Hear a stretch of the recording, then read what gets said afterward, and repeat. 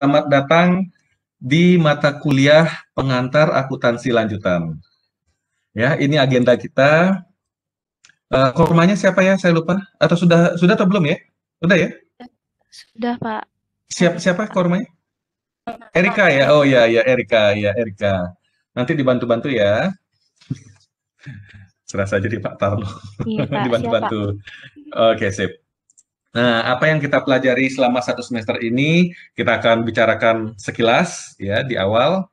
Kemudian kita akan bicara tentang apa sebenarnya itu akuntansi, ya, kemudian profesi apa di bidang akuntansi. Jadi kita mereview apa yang sudah dipelajari di pengantar akuntansi yang pertama, ya. Terus kemudian prinsip-prinsip akuntansi, nah baru terus kita latihan soal, ya. Mengingat buku belum ada, jadi ini dulu ya pemanasannya ya. Nah, nanti kita bicarakan tentang bukunya ya. Oke, ini agendanya. Kemudian apa yang kita pelajari, saya gedein aja ya.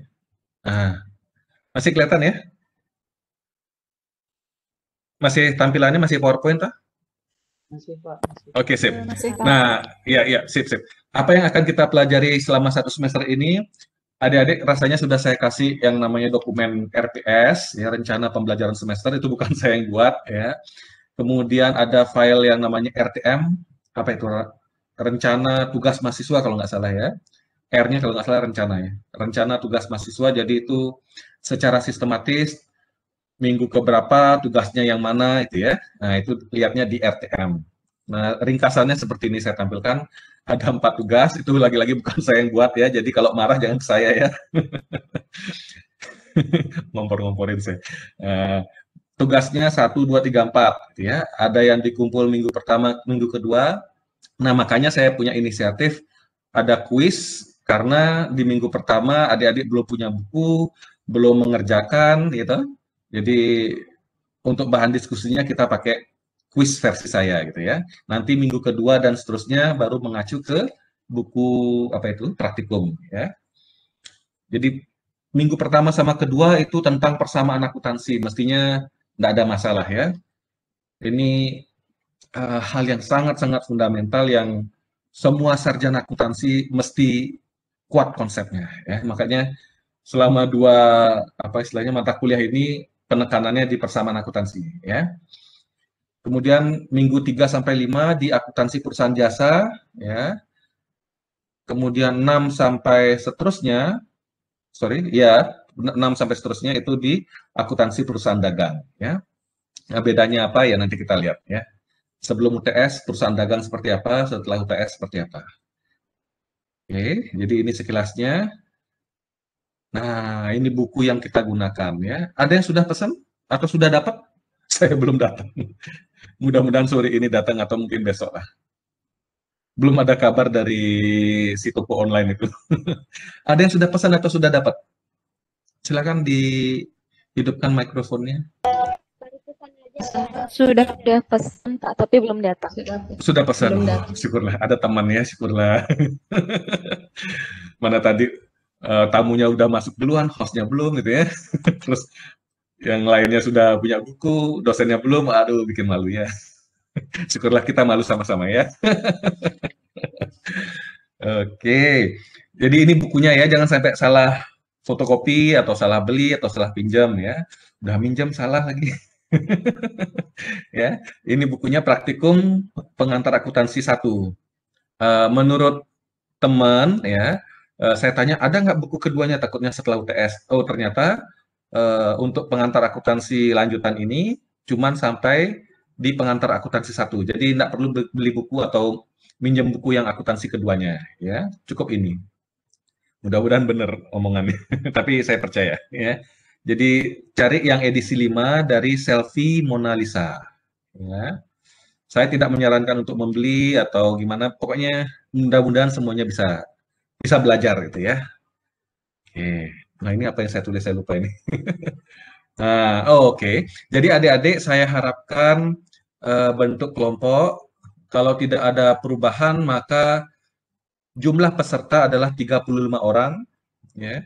Kabarnya mungkin ada kabar dari pihak jurusan ya jurusan apa program studi, maaf.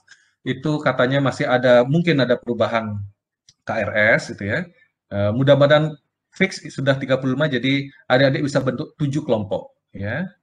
Masing-masing kelompok ada 5 orang pastinya, sesuai dengan urutan absen. Biar saya gampang nanti kasih nilainya, gitu ya. Jadi kalau 100, 5 orangnya, gitu ya. Gampang tuh. Kalau bisa dipermudah, kenapa dipersulit, ya. Jadi masing-masing 5 orang, sesuai dengan urutan absen.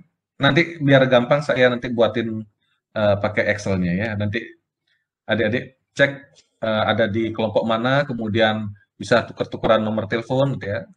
Kalau mau tuker-tukeran HP juga sekalian. Ya, di grup bisa dijadikan grup grup WhatsApp kemarin, bukan kemarin, yang sekarang kita ada ini bisa digunakan untuk sarana komunikasi, ya.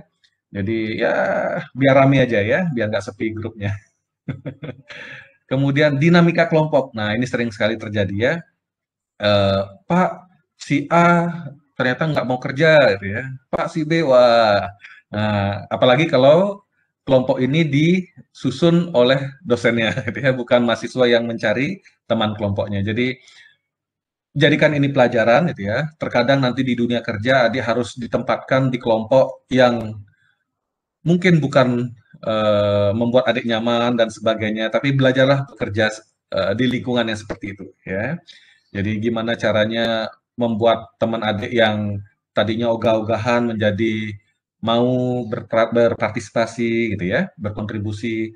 Jadi saya asumsikan semua anggota kelompok itu berkontribusi, ya, kontribusinya sama. Jadi nilainya nanti sama, ya. Jadi nanti tunjuk mungkin ketuanya siapa. Jadi ketua ini bisa menggerakkan semuanya, ya. Paham, ya? Jadi tidak ada lagi apa istilahnya SMS, atau dulu SMS, ya. Tidak ada lagi WhatsApp pribadi yang apa istilahnya menggerutu atau curhat, gitu ya. Pak, dari 5 teman ini 3 orang tidak mau kerja, kita cuma berdua yang mau kerja dan sebagainya, itu ya. Pokoknya selesaikan sendiri. Oke. Kepemimpinan belajar dimulai dari hal-hal yang kecil, ya, mulai dari kelompok-kelompok kecil, ya. Oke, jadi itu tugas kelompoknya. Maksud saya pembentukan kelompoknya. Nah, tugasnya apa? Nah, mulai dari pertemuan kedua, artinya minggu depan, semua kelompok, ya, semua kelompok mengerjakan soal-soal di kasus. Seperti apa itu? Silahkan mengacu ke file yang namanya RTS, ya, rencana pembelajaran semester. Misalkan untuk pertemuan pertama ini, saya sebagai dosen, adik-adik sebagai peserta, semuanya diharapkan memahami persamaan dasar akuntansi. Nah, makanya kita kuisnya nanti tentang persamaan dasar akuntansi, gitu ya. Kemudian pertemuan kedua disuruh ngapain? Nah, sampai di mana? Nah, adik cek ketiga di mana, keempat dan seterusnya. Jadi mohon dicek secara rutin, gitu ya. Jangan sampai mintanya di level mana, adik ternyata belum sampai di sana mengerjakannya, gitu ya. Kalau kelewatan sih nggak masalah, gitu ya. Tapi kalau belum sampai, karena nanti apa istilahnya kasusnya itu apa istilahnya berantai, gitu ya. Jadi apa yang sudah dikerjakan itu terkait dengan apa yang akan dikerjakan. Gitu juga sebaliknya. Jadi kalau salah di awal, berikutnya juga akhirnya konsekuensinya salah. Jadi mesti hati-hati. Cek dan recek dokumen RTS ini, ya. Termasuk RTM, ya, rencana tugas mahasiswa. Nah, setiap pertemuan semua kelompok mengerjakan tuntas sampai dengan tahapan yang dipersyaratkan oleh RTS. Nah, pada waktu perkuliahan online seperti ini, daring, ya, setiap orang bertanggung jawab secara pribadi atas jawaban kelompok. Nah, risiko yang tidak mau kerja tadi, ketika nanti dalam tanda petik apesnya disebutkan namanya, gitu ya, ya bikin spot jantung, gitu ya. Dia nggak bisa jawab, nah ketahuan kalau dia mungkin tidak berpartisipasi, gitu ya. Oke, jadi setiap orang bertanggung jawab secara pribadi untuk diskusi di perkuliahan daring ini, ya. Sampai di sini paham?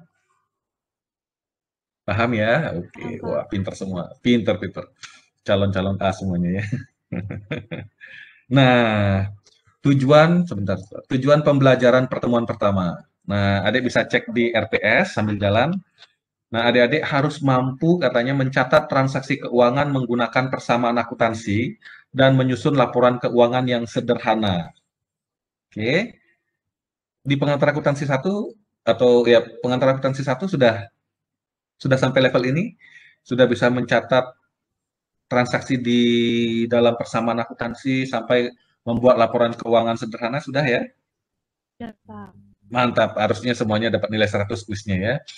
Kita cek.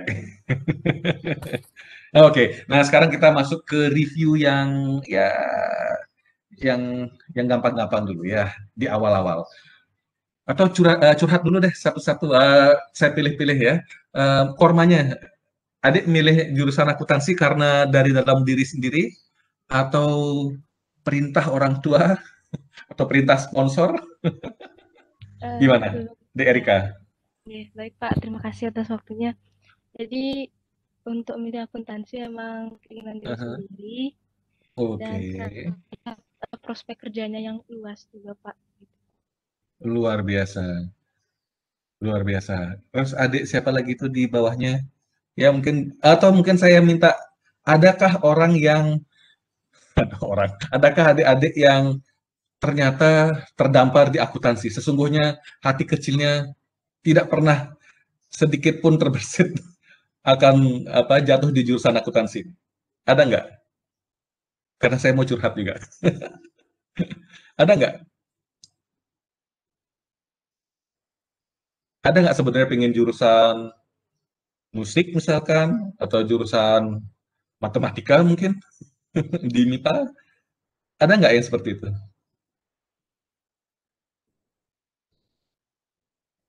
Nggak ada. Kalau gitu saya yang curhat.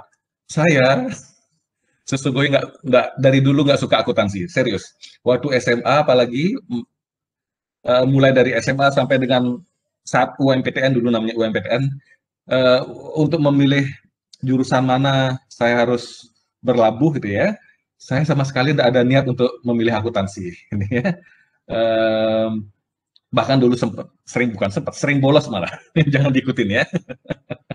Ya pada waktu SMA sama sekali nggak suka sama akuntansi. Tapi akhirnya paksaan orang tua, arahan orang tua sekaligus sponsor mengharuskan saya untuk sekolah di jurusan akuntansi gitu ya. Di awal-awal BT ya, kesel kenapa saya harus di sini, ini pelajaran apa, mau jadi apa itu ya. Sampai akhirnya karena merasa sudah apa kehujanan, mending sekalian mandi besar gitu ya.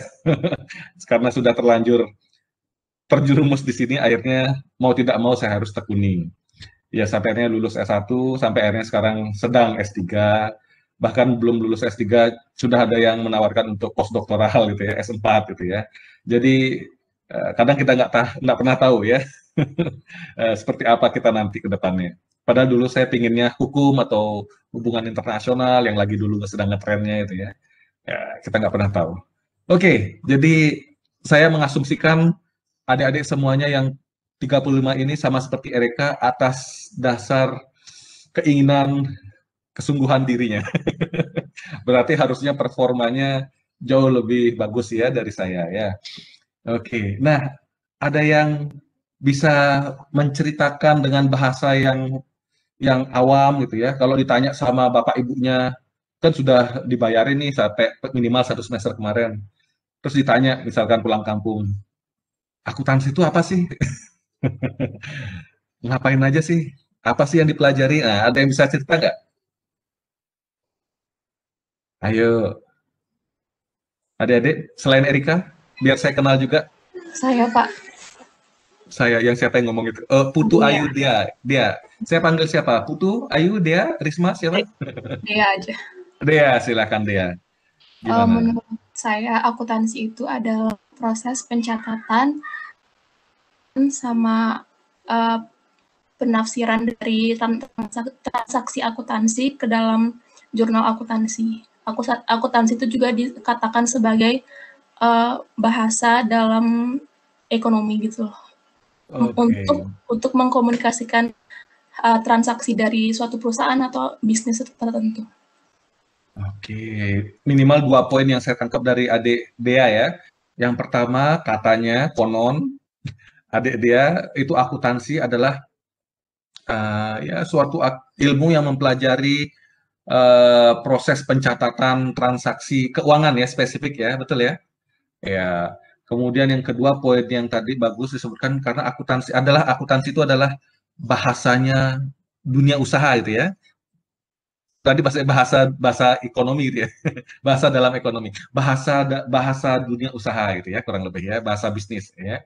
Oke, dua poin yang sangat bagus gitu ya, dan benar sekali ya, atau ada benarnya. Ada lagi yang ingin menambahkan akuntansi dari perspektif adik gimana? Saya, Pak. Saya, siapa itu? Risma ya? Betul ya? Risma, ya. Oke, Ya. silakan Dek Risma. Menurut saya, selain yang dijelaskan oleh Dea tadi, yaitu Mhm, akuntansi adalah sebuah ilmu pengetahuan mhm, yang pengukuran, penjabaran, atau pengelompokan transaksi-transaksi, dan sebagai mhm, alat komunikasi. Akuntansi mhm, juga adalah suatu proses yang dapat dilakukan untuk memperoleh informasi yang mhm,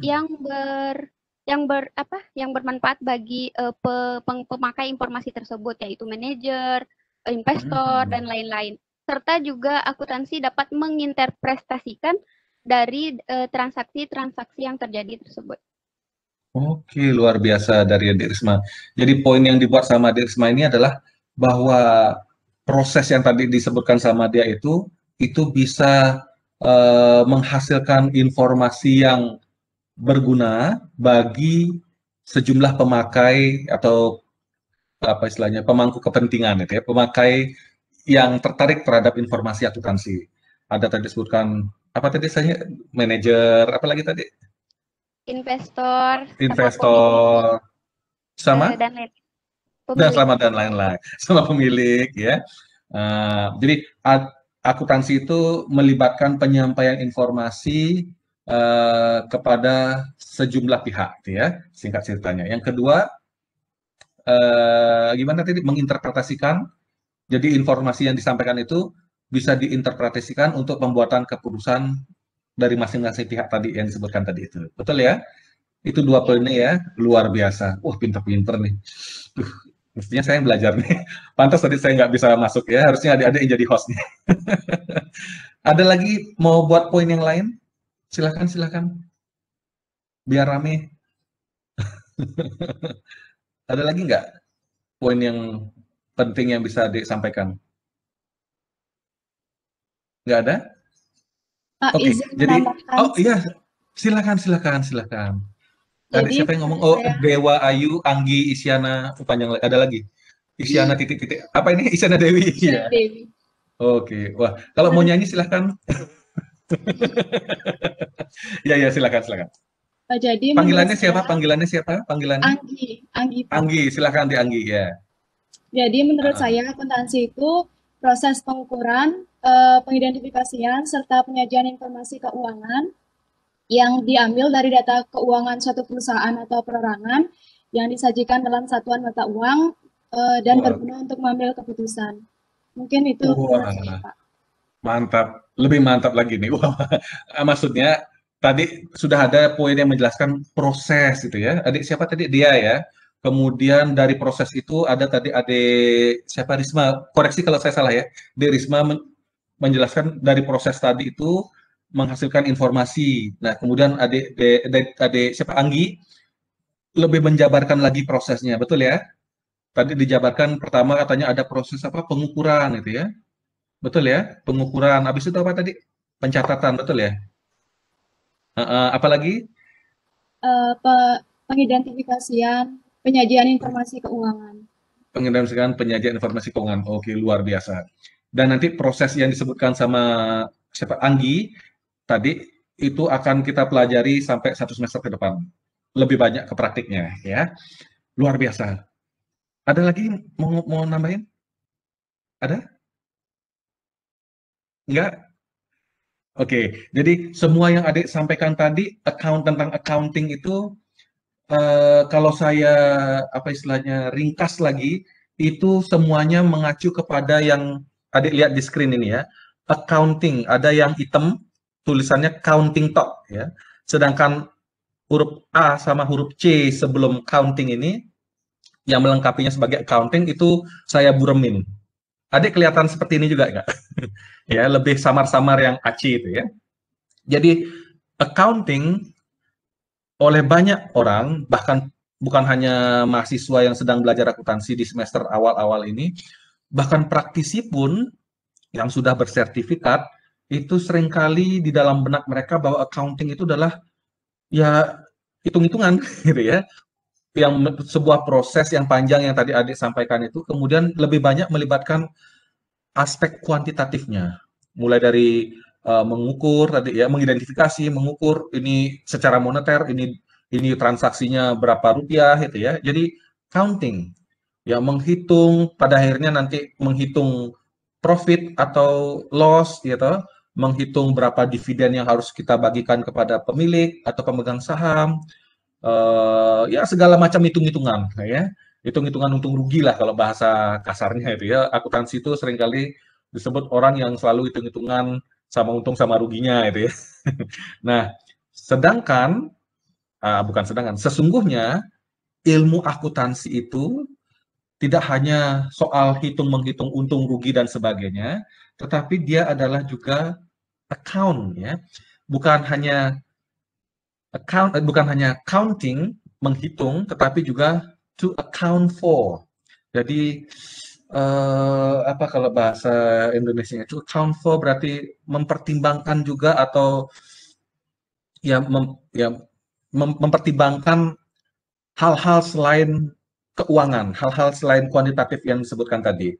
Tetapi dia juga, ilmu ini juga mempertimbangkan to account for economic, social, dan juga environmental. Jadi tidak hanya aspek keuangan, tetapi juga aspek ekonomi dalam arti yang lebih luas, aspek sosial, ya, dari dampak sosial yang mungkin ditimbulkan oleh entitas bisnis atau perusahaan, dan juga dampak lingkungannya, ya. Nah, itu juga ternyata merupakan skup ruang lingkup dari ilmu akuntansi yang sedang kita pelajari dan akan terus kita pelajari. Ya. Termasuk saya akan terus belajar. Ya. Jadi accounting itu bukan hanya counting dalam artian menghitung, tetapi juga to account for beberapa aspek, yaitu aspek economic, social, dan juga environmental aspects. Nah, gitu ya. Jadi lebih luas lagi cakupannya. Nah, masalahnya adalah menghitung aspek atau dampak dari sosial dan lingkungan misalkan yang ditimbulkan dari proses bisnis perusahaan itu tidak mudah, betul? Misalkan saja ini pertanyaannya ini, perusahaan, katakanlah adik punya perusahaan konsultan, jasa konsultan, ya, adik buat usaha konsultan setelah adik tamat, ya. Orang-orang milenial ini kan punya kreativitas yang macam-macam ya. Ada mungkin pengen berusaha di bidang konsultan desain, ya, desain interior dan sebagainya, kreatif, ya, di usaha kreatif, apa istilahnya itu, ekonomi kreatif, betul? Nah, kalau adik buat usaha jasa konsultan, gitu ya, sebenarnya aset terbesar kantor jasa konsultan adik itu apa? Apakah gedungnya, gedung kantornya, ataukah misalkan mesinnya, printer 3 dimensi misalkan, ataukah manusianya, teman-teman adik yang kreatif-kreatif itu. Nah, mana, atau mungkin ada aset lainnya, mana aset-aset yang mungkin bisa diidentifikasi yang merupakan aset dengan nilai terbesar kalau adik punya usaha konsultan? Kira-kira? Menurut saya, aset paling besarnya itu sumber daya manusianya. Oke, sumber daya manusianya. Dan benar ya, secara logika benar ya, mestinya kan? Ya, tetapi dalam praktiknya tidak pernah, setidaknya sampai dengan detik ini saya pribadi ya, belum pernah melihat ada laporan keuangan yang memasukkan aset yang namanya pegawai, atau namanya karyawan, atau namanya professionals, atau apalah disilahkan, sumber daya manusia, ya, yang seperti yang disebutkan tadi. Ya. Kenyataannya di laporan posisi keuangan, istilahnya sekarang, kalau dulu namanya neraca, nanti kita ngomong, itu banyak yang mencantumkan ya asetnya properti, mesin, gitu, apalagi ya segala macam itulah ya, termasuk uang, kas, setara kas, persediaan dan sebagainya. Rasanya belum pernah saya lihat ada yang mengakui ada yang namanya sumber daya manusia, pegawainya, ya. Termasuk di dunia pendidikan ini, ya, sebenarnya aset terbesarnya adalah manusianya. Jadi ada aspek sosial yang sepertinya lupa dicantumkan di dalam laporan keuangan, ya. Dan memang kenyataannya sulit kita istilahnya ya mengakui berapa atau mengukur berapa nilai dari sumber daya manusia itu, ya. Walaupun hati kecil kita mengatakan dosen, mahasiswa adalah sumber daya atau aset terbesar dari kampus kita ini, tetapi kalau ditanya berapa nilainya, kita sulit mengukurnya, gitu ya. Dan ini masih dalam proses pengkajian oleh orang-orang yang ahli di bidangnya, gitu ya. Biarkan orang yang ahli memikirkan, nanti kita tinggal pelajarin aja. Ya, oke, jadi seperti itu ya, to account for. Nah, yang tadi saya sebutkan tadi, to account for apa aja? Yang pertama adalah aspek ekonominya, economic impacts-nya, kemudian ada social impacts-nya, dan ada environmental impacts-nya.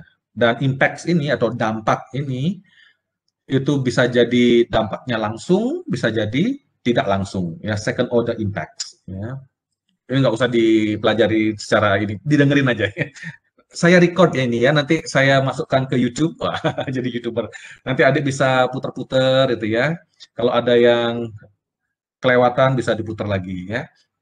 Nah, dari gambar ini maksudnya yang ada di slide ini, adik bisa lihat bahwa ternyata ketika perusahaan beroperasi menjalankan usahanya, ternyata nggak mulus-mulus saja ya. Ternyata tidak selalu direspon dengan positif oleh pemangku kepentingan, tadi disebutkan stakeholders, ya, pihak-pihak tadi. Ternyata seringkali ada dampak negatif yang ditimbulkan, baik secara ekonomi, sosial, lingkungan. Ada yang mungkin mau menceritakan atau menjelaskan atau ya sharing, adakah kasus yang adik ketahui, misalkan ada perusahaan yang sampai masuk ke media mainstream maupun media sosial gitu ya, yang usahanya itu mendapatkan respon negatif dari masyarakat, yang diekspos oleh media. Ada yang mau cerita? Contoh perusahaan misalkan yang adik ketahui, oh ternyata dalam operasinya, dalam perjalanannya, ternyata bikin kasus heboh gitu ya. Kira-kira ada yang tahu, baik dalam aspek ekonomi, sosial maupun lingkungan. Ada yang mau cerita? Pemanasan dulu sebelum kuis.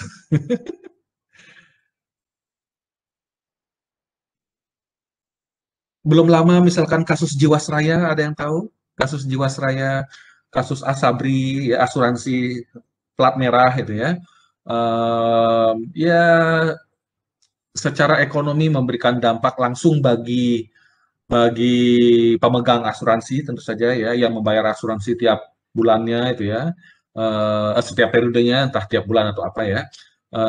Ternyata media mengekspos bahwa Asabri, ya, asuransi untuk ABRI itu ya, TNI, kemudian Jiwasraya, ternyata bosnya, direktur utamanya dan beberapa direksinya ternyata tidak tanggung jawab, bukan tidak jawab, apa istilahnya itu, gagal mengelola keuangan dari perusahaan asuransi. Ya, mestinya perusahaan asuransi berplat merah milik pemerintah harusnya bisa menciptakan rasa aman dan nyaman, memberikan kepastian yang lebih tinggi daripada perusahaan asuransi swasta ya bagi para pemegang polisnya ya. Tapi ternyata dibuat heboh oleh media dan memang kenyataannya mungkin seperti itu sampai masuk ke pengadilan ya. Ternyata dananya disalah kelolakan gitu ya. Nah, contohnya seperti itu. Jadi ada dampak ekonomi yang secara langsung menghantam para pemegang polis, dan juga tentu saja sedikit banyak mempengaruhi ekonomi ekonomi nasional ya.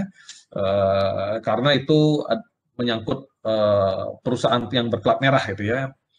Ya, jadi modelnya seperti itu. Itu secara ekonomi ada dampak negatif langsung maupun tidak langsung yang bisa ditimbulkan.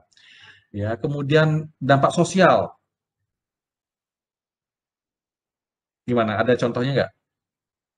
Perusahaan yang memberikan yang terekspos oleh media memberikan dampak negatif bagi ya kelangsungan kehidupan sosial di masyarakat. Ada?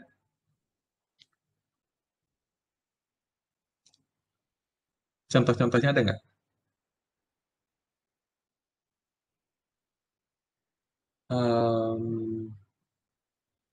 Kalau lingkungan mungkin banyak kasus ya lingkungan ya. Ya sosial lingkungan kalau secara jadi satu ya. Pernah adik tahu kasus PT Newmont? Mungkin adik belum lahir ya. Tahun 2004 kalau nggak salah. Terekspos oleh media Newmont pada waktu itu adanya di Minahasa ya. Pabriknya ya di Minahasa. Kemudian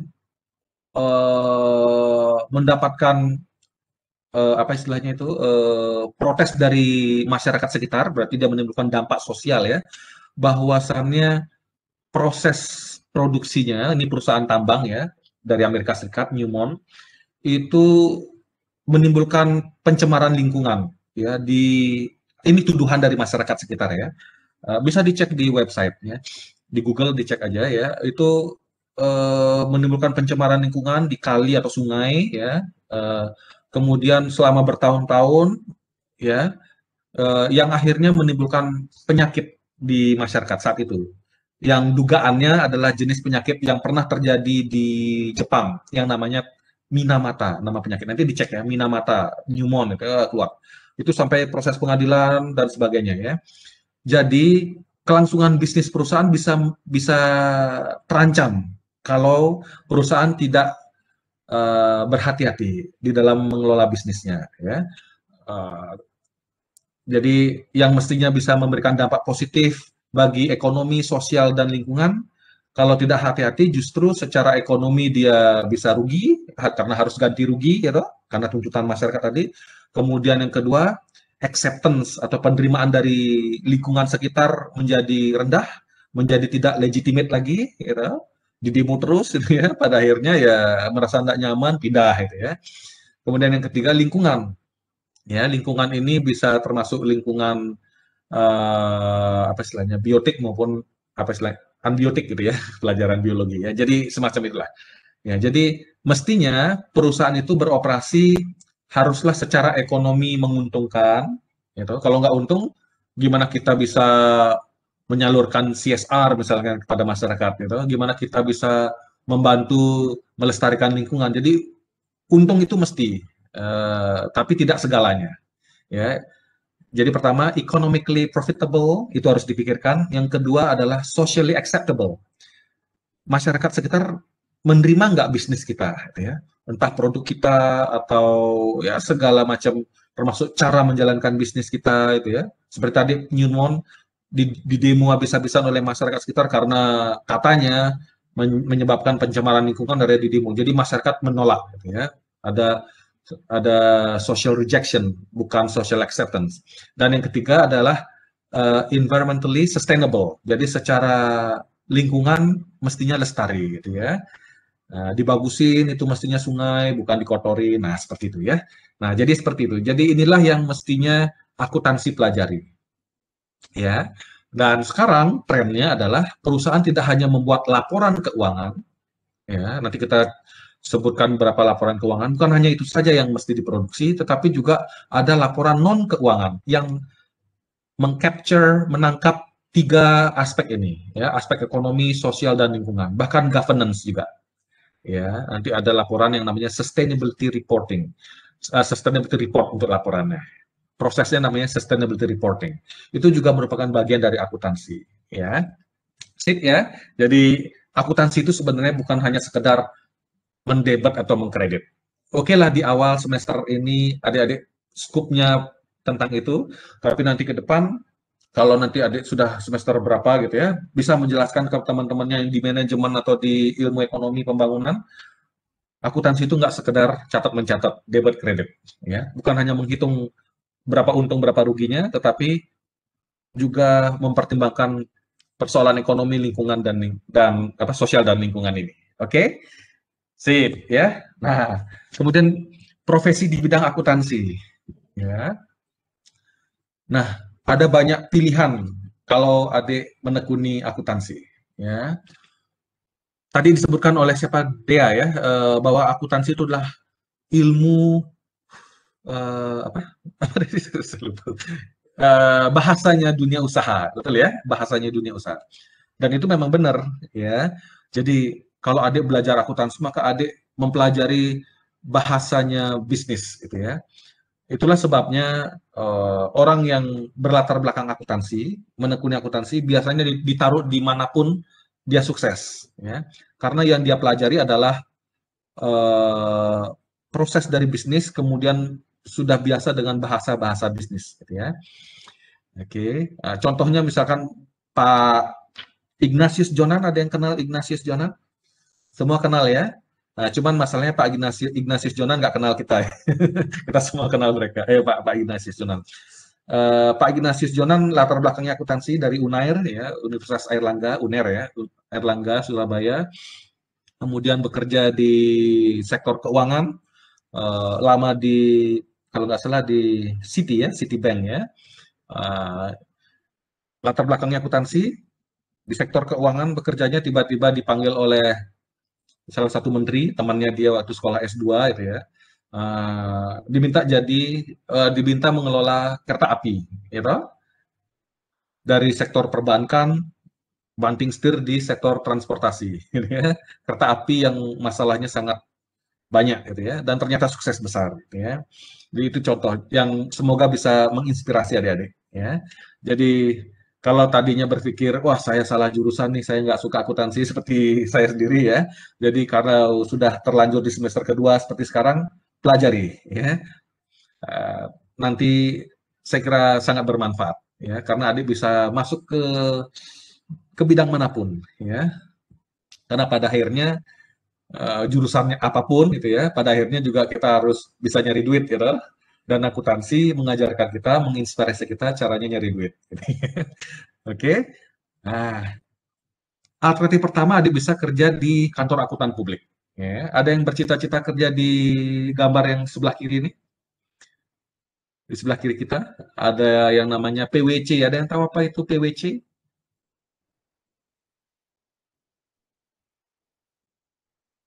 Jadi PricewaterhouseCoopers ya. Ini ada PwC, ada Deloitte, ada EY, Ernst Young, dan ada KPMG. Ya, 4 ini adalah 4 kantor akuntan publik yang besar dan ada di Indonesia. Ya. Kalau mau di-extend, diperluas lagi sampai misalkan berapa besar, ya, 10 besar, gitu ya, itu ada di Bali. Gitu ya. Jadi saya tidak sebutkan namanya ya, ada di Bali. Adik bisa cek di Google atau di pencarian manapun ya, mesin pencarian manapun. Cari misalkan 10 besar kantor akuntan publik di dunia itu ya. Satu atau beberapa di antaranya ada di Indonesia, ada di Bali ya. Jadi yang sedang tinggal di Bali nggak usah mesti harus ke Jakarta. Nah, 4 ini ada di Jakarta ya, untuk bekerja di kantor akuntan publik yang besar. Ya, setidaknya di awal-awal adik mencoba bekerja di sini dan tidak mesti harus sebagai auditor. Walaupun saya tulis itu bekerja sebagai auditor ya. Ada banyak ragam pekerjaan yang ditawarkan di kantor akuntan publik yang besar seperti ini ya, dan itu bisa jadi pengalaman yang luar biasa ya. Semoga banyak dari adik-adik di kelas ini yang nanti kerjanya di PwC, Deloitte, Ernst Young, KPMG ya. Oke, minimal magang di sana 3 bulan. Nah, biasanya nggak kuat. Habis magang, aduh, habis internship ya, keluar aja deh itu ya. Minimal dapat sertifikat ya, dapat surat rekomendasi gitu ya. Oh, setelah itu kerja di perusahaan gajinya pasti lebih gede ya. Ini strategi ya. Sambil mencari gelar CPA ya. Oke, ya ini semoga menginspirasi. Alternatif lainnya ya bekerja di perusahaan gitu ya. Tapi seringkali anak-anak di Jakarta gitu ya, terutama yang di Jakarta ya, karena dekat dengan 4 kantor akuntan publik besar ini, mereka setelah tamat ya sekedar magang atau kalau terlanjur jatuh cinta bisa berlanjut di sana ya. Jadi bekerja di salah satu dari 4 kantor akuntan publik besar ini, Big Four ini, kemudian setelah itu lompat ke perusahaan ya. Nah, bisa bekerja di perusahaan sebagai akuntan manajemen, kemudian sebagai internal auditor gitu ya, sebagai tukang ngurusin pajak perusahaan, macam-macam ya. Nah, kemudian alternatif lainnya ya mengajar gitu ya, sebagai akuntan pendidik. Tapi sebagai pengajar bukan berarti tidak perlu mendapatkan gelar praktik gitu ya, seperti CA, CPA dan sebagainya. Saya kira sebagai pendidik juga harus ada pengalaman praktik juga supaya nanti bisa ditransferkan ke mahasiswanya ya kan. Di luar negeri itu sebagai pengajar juga ada kualifikasinya selain dari kualifikasi sebagai akuntan gitu ya.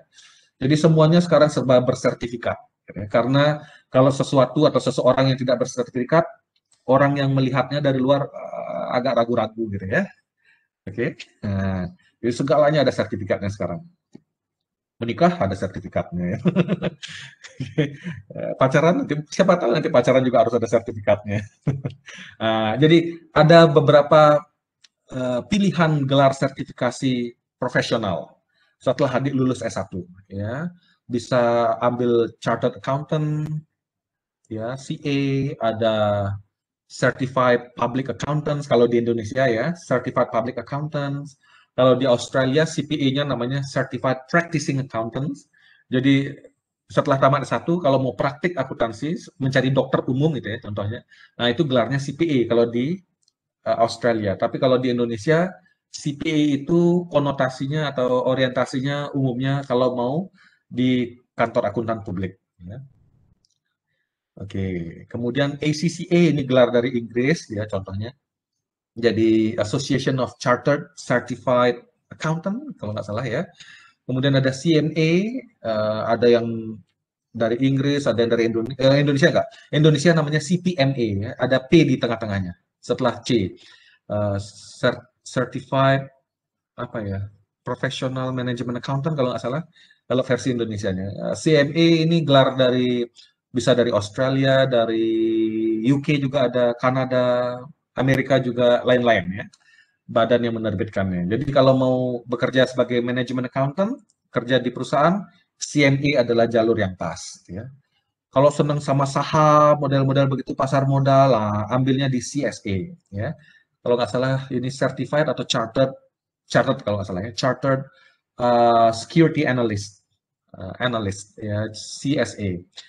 Kalau yang senang melakukan investigasi kejahatan keuangan yang model-model begitu, cocoknya nih CFE ya, CFA ya, CFE, Certified Certified Fraud Examiners ya, Certified Fraud Examiners. Jadi ya orang yang menyelidiki kejahatan keuangan semacam itu ya. Kemudian ada CFP, ini gelar untuk perencana keuangan, bisa jadi alternatif buat adik-adik. Ya, karena seperti saya bilang, seorang lulusan akuntansi bisa kemana-mana, gitu ya. Bisa nanti menjadi perencana keuangan klien yang bersifat individu, artis-artis itu banyak duit loh ya.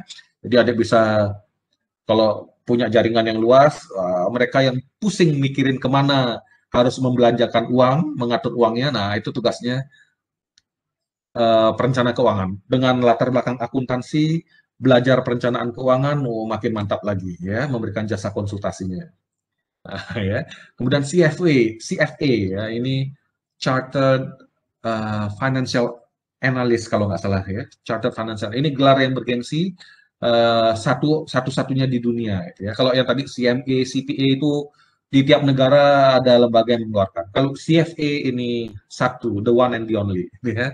Nah, nanti bisa cari tahu sendiri ya. Macam-macam lagi pilihannya ya. Kalau semua bisa dapetin tuh satu lembar double folio itu gelarnya. Ya, CA, CPA, ACCA, CMA dan sebagainya ya.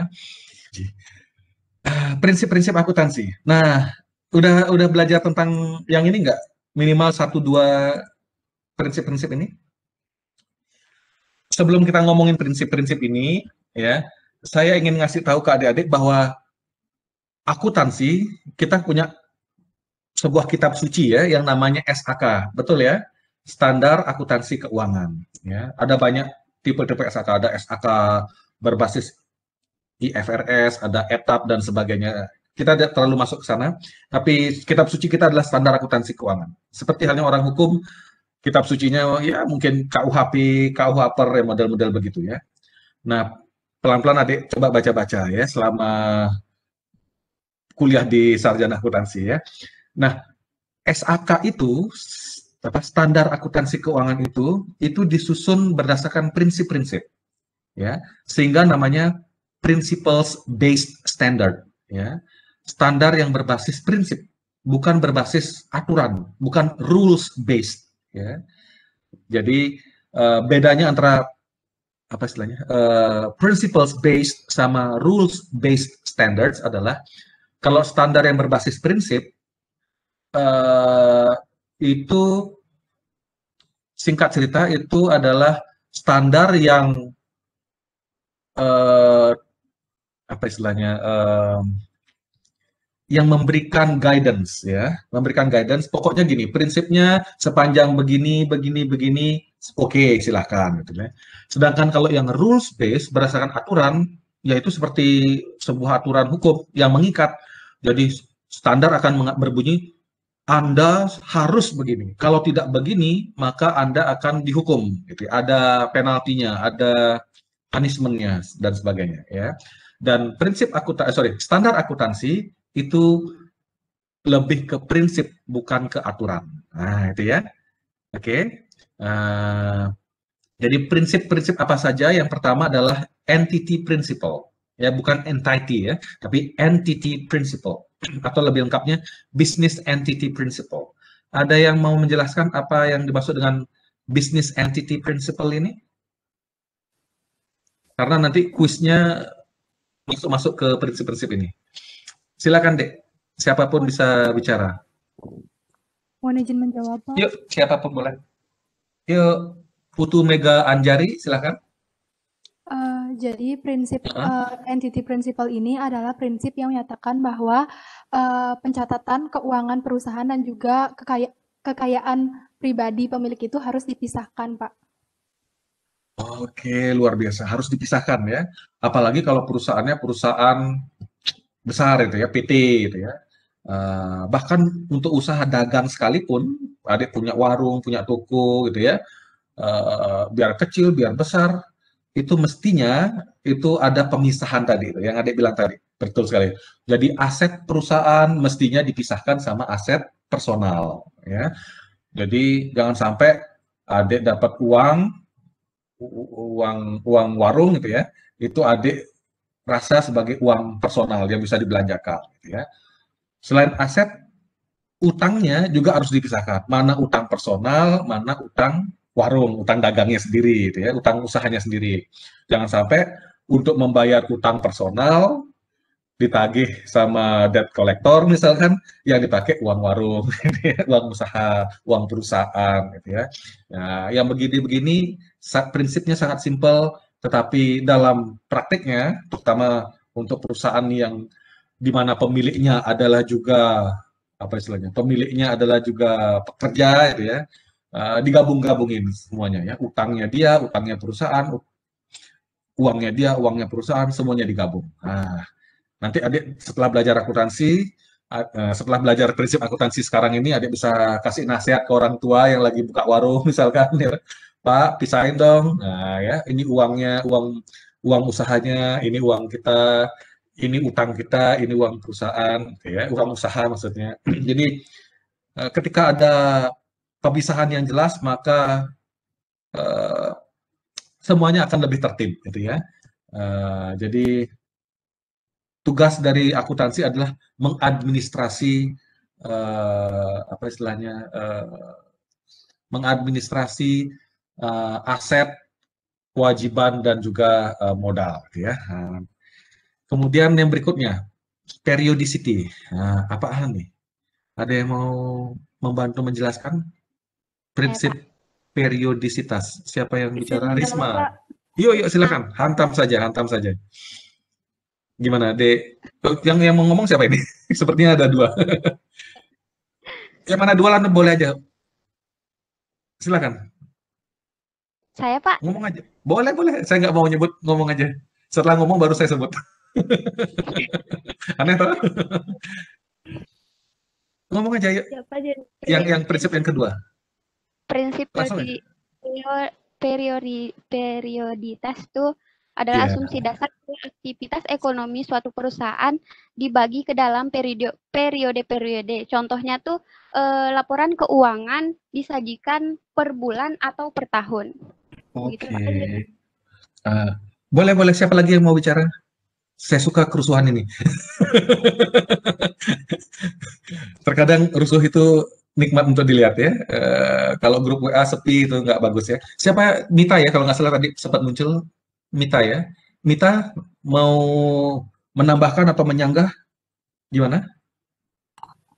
Betul ya, Mita tadi dapat bicara ya? Iya. Oh ya, silakan. Dikurangin juga nggak apa-apa biar dia marah. Gimana, Adik Mita? Kalau menurut saya, periodicity principle ini adalah sistem pelaporan laporan keuangan perusahaan yang sesuai dengan periode yang sudah ditentukan, ketepatan waktunya, Pak. Oke. Oke, Adik menambahkan poin ketepatan waktu. Sebelumnya siapa? Risma ya. Risma poinnya adalah bahwa kalau Adik punya usaha, gitu, intinya gini, kalau Adik punya usaha, kapan mestinya kita membuat laporan, gitu ya, mengevaluasi apa yang sudah kita kerjakan, betul, apa yang sudah kita usahakan, gitu. Apakah buat laporan harian, mau mingguan, mau bulanan, kuartalan, apa istilahnya ya, 6 bulanan, 1 tahun, ada banyak pilihan. Mau nggak buat laporan keuangan sampai akhirnya besok mau bangkrut, itu pilihan-pilihannya, gitu. Periode-periode yang mungkin, ya. Nah, dari sekian banyak periode-periode itu, standar akuntansi, sekali lagi dia bukan berdasarkan aturan, pokoknya harus tahunan. Nah, nggak ada seperti itu. Bunyinya, ya, saya lupa pastinya, tapi pada prinsipnya adalah perusahaan buat laporan, gitu ya, minimal. Nah, ditulisnya minimal 1 kali dalam setahun. Gitu ya. Artinya kalau perusahaan mau buat laporan 6 bulan sekali, namanya, kok saya lupa. Ada yang tahu apa laporan yang dibuat tidak sebelum 1 tahun itu, ada yang tahu? Kok saya lupa ya. Kalau jadi minimum membuat laporan keuangan itu 1 tahun sekali. Kalau mau 6 bulan sekali, boleh banget. 3 bulan sekali, boleh banget. Tiap hari pun boleh banget, asalkan perhitungan cost and benefit membuat laporan tiap hari ya dipertimbangkan gitu. Ya, jadi minimal 1 tahun sekali. Nah, itu periodicity ya. Jadi pada prinsipnya laporan keuangan dibuat setiap periode, yaitu minimal 1 tahun sekali. Ya, oke. Kemudian berikutnya prinsip unit moneter. Nah, monetary unit principle. Ada yang mau menjelaskan seperti apa ini prinsip monetary unit principle? Izin mencoba untuk menjawab, Pak. Silakan. Siapa aja boleh, langsung aja, nggak usah pakai izin. Toeng. Ya. Oke, saya izin untuk menjawab, Pak. Monetary unit nggak usah pakai izin. Atau prinsip satuan moneter. Kalau menurut pandangan saya itu, semua transaksi ekonomi di perusahaan itu disajikan dalam laporan keuangan yang dimana dapat diukur dalam satuan mata uang, atau pokoknya pencatatan transaksi dinyatakan dalam bentuk mata uang. Jadi pencatatannya hanya terbatas pada segala hal yang dapat diukur dan dinilai dengan satuan uang. Demikian, Pak. Terima kasih. Mantap. Oke. Jadi prinsip satuan moneter ini pada prinsipnya akuntan yang mencatat transaksi itu mencatat semua transaksi itu dalam satuan mata uang, ya. Mata uangnya dalam kasus di Indonesia ya pakai rupiah itu ya. Jadi kalau membeli 1 unit mobil untuk usaha ditulisnya bukan 1 unit mobil gitu ya, tetapi berapa rupiahkah harga dari mobil itu gitu ya. Beli 1 kilogram beras, jadi bukan berasnya sekian ton, tetapi berapa rupiah nilai ton berat dari beras itu gitu ya, dan sebagainya. Sip. Nah, kemudian going concern principle. Kalau di Indonesianya apa ini? Prinsip apa ini? Going concern. Kelangsungan usaha? Apa di buku teks Indonesianya? Yang historical cost principle-nya kelewat, sorry. Iya, kelewatan. Padahal udah berusaha nyari di Google ya, historical cost-nya. Ketahuan deh. Pada nunduk semuanya tadi ya, pas lagi ngomongin. Pada lagi ngomongin prinsip benar kelewat, bahas saja. Udah kelewat. Iya. Sip, enggak apa-apa. Mungkin saya satu-satunya dosen yang bisa digitukan ya. Ya, historical cost principle gimana? Saya, Pak. Tadi yang lain, silakan. Siapapun boleh ngomong. Silakan. Historical cost principle itu adalah suatu prinsip di mana mengharuskan pencatatan dari barang yang didapatkan sesuai dengan yang dikeluarkan untuk mendapatkan hal tersebut. Gimana lagi tadi? Agak terputus-putus. Historical cost itu adalah prinsip yang mengharuskan untuk mencatat barang atau jasa yang didapatkan sesuai dengan biaya yang dikeluarkan untuk mendapatkan barang jasa tersebut. Oke, ya. Jadi kalau misalkan saya bilang, saya baru aja beli laptop nih, harganya 1 juta rupiah, gitu ya. Maka kalau secara awam bilangnya, orang bertanya, berapa tuh harganya, gitu ya? Harga berapa tuh dapat laptopnya? Nah, secara seorang akuntan akan menjawabnya, cost dari laptop itu, historical cost dari laptop itu adalah 1 juta rupiah. Jadi harga perolehan ya. Jadi harga suatu aset diperoleh itu namanya historical cost atau cukup disebut sebagai cost. Dan prinsip historical cost ini adalah transaksi itu dicatat pada umumnya pada level harga diperolehnya itu ya. Nah, itu namanya historical cost. Oke, sip. Berikutnya going concern. Gimana? Belum sempat nyari ya jawabannya. Ada yang udah dapat going concern itu gimana? Yuk, silakan langsung aja. Wah, ini kebiasaan pada minta izin semua ya. Menurut saya. Kalau sama saya langsung aja, ya. Menurut saya. Pramesti Dewi, ya. Menurut saya itu suatu perusahaan dalam pencatatan laporan keuangannya itu perusahaan tersebut dipastikan akan terus berdiri atau terus beroperasi tanpa adanya ancaman likuiditas atau berhenti beroperasi. Oke, luar biasa. Jadi diasumsikan bahwa perusahaan itu didirikan bukan sehari 2 hari, seminggu 2 minggu, sebulan setahun, tapi terus itu ya sampai dia dapat menghasilkan laba atau ada periode tertentunya. Periode pencatatannya. Ya. Nah, itulah sebabnya going concern sama periodicity yang tadi itu terkait ya. Karena ada asumsi atau prinsip going concern bahwa perusahaan itu diasumsikan akan berlangsung terus-menerus ya sampai akhirnya dia dideclare bankruptcy ya oleh pengadilan. Maka dia harus dilikuidasi. Nah, kalau dia dilikuidasi nanti ada laporannya namanya laporan likuidasi. Semua asetnya harus dijualin. Kenapa dia dilikuidasi? Karena dia tidak bisa bayar utang ya, tidak bisa memenuhi kewajibannya. Kalau dia tidak bisa memenuhi kewajibannya, maka alternatif yang paling final, paling terakhir, paling buruk adalah perusahaan itu dideclare bankrupt, ya, oleh pengadilan, diputuskan bangkrut oleh pengadilan, kemudian dilikuidasi, dijual. Dilikuidkan berarti dijual aset-asetnya, ya, dijual aset-asetnya. Nanti kemudian uang hasil penjualan aset itu dipakai untuk membayar kewajiban-kewajibannya. Kalau ada sisa, barulah pemilik bisa kebagian gitu ya. Nah, karena diasumsikan going concern berlangsung terus, kapan dong perusahaan harus melakukan pertanggungjawaban, membuat laporan pertanggungjawaban? Kembali ke prinsip periodicity-nya tadi itu ya. Minimal 1 tahun sekali gitu ya. Oke. Full disclosure principle. Ada yang mau berkomentar? Mohon izin menjawab, Pak. Ayo, Eh, ya siapa ini? Mega. Silakan Bu Mega. Bener kan? Ya silakan Mega gimana?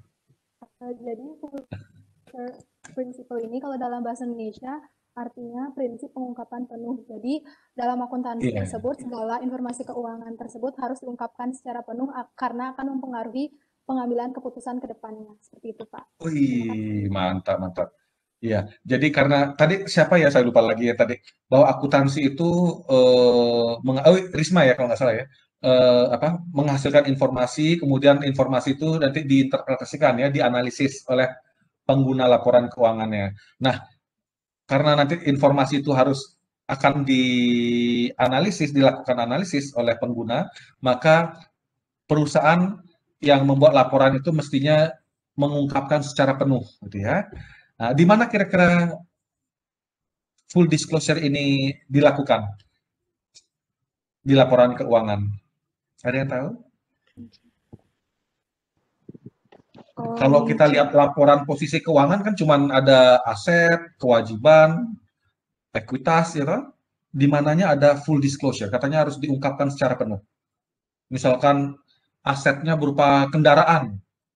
Nah, di mana padahal kan cuma ada di laporan posisi keuangan kan cuma kendaraan totalnya misalkan 100 miliar kalau perusahaannya besar misalkan. Gitu.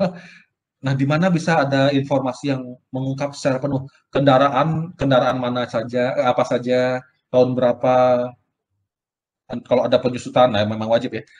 Ada informasi tentang penyusutannya, metode penyusutannya yang apa dipakai, sampai akhirnya muncul angka final sekian ratus miliar tadi itu. Nah, di mana ditaruh full disclosure tadi itu? Ibu Mega, saya persilahkan. Kayak ini ya, rapat PDIP ya. Gimana, Dek? Apa yang lainnya boleh bantu Ibu Mega? Mungkin Pak AHY? Gimana? Di sini ada AHY nggak? Gimana, adik Mega? Kalau menurut saya sendiri, prinsip pengungkapan penuh ini harus dilakukan di segala laporan laba rugi, perubahan modal ataupun neraca, Pak. Jadi ada semacam footnotes itu, catatan kaki gitu. Iya, Pak. Oke. Ada yang, enggak masalah, itu ide yang brilian. Jadi setiap buat laporan keuangan, misalkan laporan, kalau dulu namanya neraca ya, sekarang laporan posisi keuangan.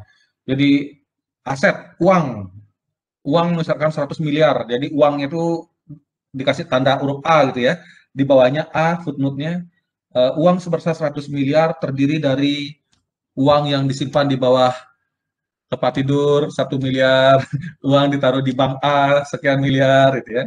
Dalam bentuk deposito sekian, seperti itu kah? Ada catatan kaki di setiap Pak, komponen mohon maaf. akun. Iya, silakan, saya maafkan. Ya, gimana, Dek Risma? Itu ada catatan penjelasan, tapi catatan tersebut dipisahkan dari laporan keuangan tadi gitu. Jadi ada catatan sendiri, catatan penjelasnya gitu. Iya. Jadi yang disebut sama Ibu Mega tadi, dia sendiri yang dibilang Ibu, sama adik Mega tadi itu benar ya. Mesti dibuat full disclosure, jadi harus didisclose, diungkap secara penuh dalam bentuk catatan-catatan. Cuman dia bukan catatan kaki kayak footnote tadi gitu ya. Jadi dibuat A, B, C kemudian itu. Tapi nanti dipisahkan laporannya dalam bentuk namanya catatan atas laporan keuangan. Itulah nanti adik bisa lihat di laporan-laporan perusahaan yang publik gitu ya, go public itu, misalkan di laporan posisi keuangannya nanti ada di bawahnya lihat catatan atas laporan keuangan yang merupakan bagian tak terpisahkan dari laporan ini. Nah, biasanya kurang lebih seperti itu tulisannya dia ya, ada disclaimer-nya. Berarti adik disuruh nanti, ini kenapa kendaraan sekian miliar, mencari tahunya cek di laporan, di semacam lampiran yang tadi adik bilang itu, di catatan atas laporan keuangan. Oke ya. Sip, full disclosure seperti itu. Jadi Dek Mega sama Dek Risma betul sekali ya. Luar biasa. Matching principle. Yang lainnya dong, matching principle ada yang menjawab, Pak. Langsung aja. Saya nggak tahu yang mana ini. Siapa? Anggi ya, Anggi lagi. Silakan. Matching. Itu bisa diartikan sebagai prinsip mempertemukan, di mana mempertemukan di sini antara biaya dengan pendapatan yang akan diterima, di mana hal ini dilakukan dengan tujuan untuk mengetahui besar kecilnya laba yang diperoleh oleh suatu perusahaan dalam suatu periode akuntansi. Luar biasa, pinter-pinter semuanya ya. Matching principle ya, jadi mempertemukan ya, match ya. Jadi apa yang di match, komponen yang disebutkan tadi ada komponen biaya atau beban dengan pendapatannya, betul ya. Jadi matching antara revenues sama expenses untuk mengetahui berapa profit atau loss-nya. Luar biasa ya, mantap. Berikutnya konsistensi principle. Siapa nih? Jawab, Pak. Wow, yang cowok deh, saya pengen dengar yang cowok. Pas nih sore ini. Izin menjawab, Pak. Konsistensi. Untuk di prinsipal itu kalau di Indonesia kan prinsip konsistensi, di mana kalau di prinsip ini itu kita pakai metode tuh satu aja dari periode yang akan dilakukan tuh. Jadi kita nggak misalnya periode tahun ini kita menggunakan metode ini, akan tetapi tahun depan kita menggunakan metode lain. Jadinya kita harus konsisten menggunakan satu metode saja. Jadinya nanti kita bisa membandingkan laporan keuangan dari periode sekarang dengan metode atau dengan periode sebelumnya atau setelahnya itu, Pak. Itu, Pak. Wih, pintar. Wah, semuanya pintar-pintar nih. Mestinya kalian yang jadi host nih. Ya, jadi konsistensi. Nah, tadi disebutkan metode akuntansi ya. Nanti sambil jalan kita ngomongin itu di pertemuan-pertemuan berikutnya. Jadi metode konsistensi ini adalah prinsip di mana sebaiknya, bukan seharusnya ya, sebaiknya perusahaan itu secara konsisten memilih dan menerapkan metode akuntansinya, gitu. Bukan berarti tidak boleh merubah. Suatu keadaan bisa jadi mengharuskan perusahaan harus merubah prinsip atau metode akuntansinya, ya. Mengapa dia merasa harus merubah metode akuntansinya? Karena laporan keuangan sebaiknya mencerminkan true and true and fair value, gitu ya, dalam tanda petik ya. Jadi laporan keuangan, angka-angka di dalam laporan keuangan itu sebaiknya mencerminkan nilai yang benar dan fair. Itu apa ya? Fair itu bahasa Indonesia. True and fair value. Jadi walaupun dalam praktiknya sangat sulit menentukan terutama yang true value, tapi setidaknya benar-benar mencerminkan keadaan yang sesungguhnya dari keadaan aset perusahaan. Kalau itu kita ngomongin aset, ya contohnya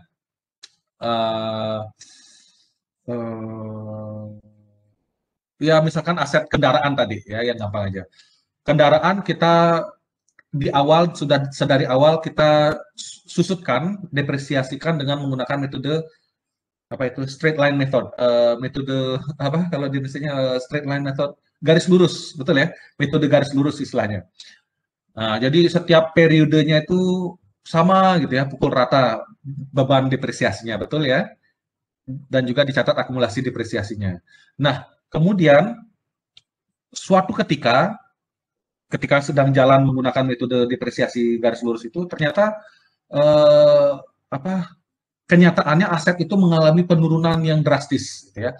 Harga pasar sesungguhnya itu drastis turunnya, ya. Ternyata tidak ketangkep dengan metode garis lurus ini.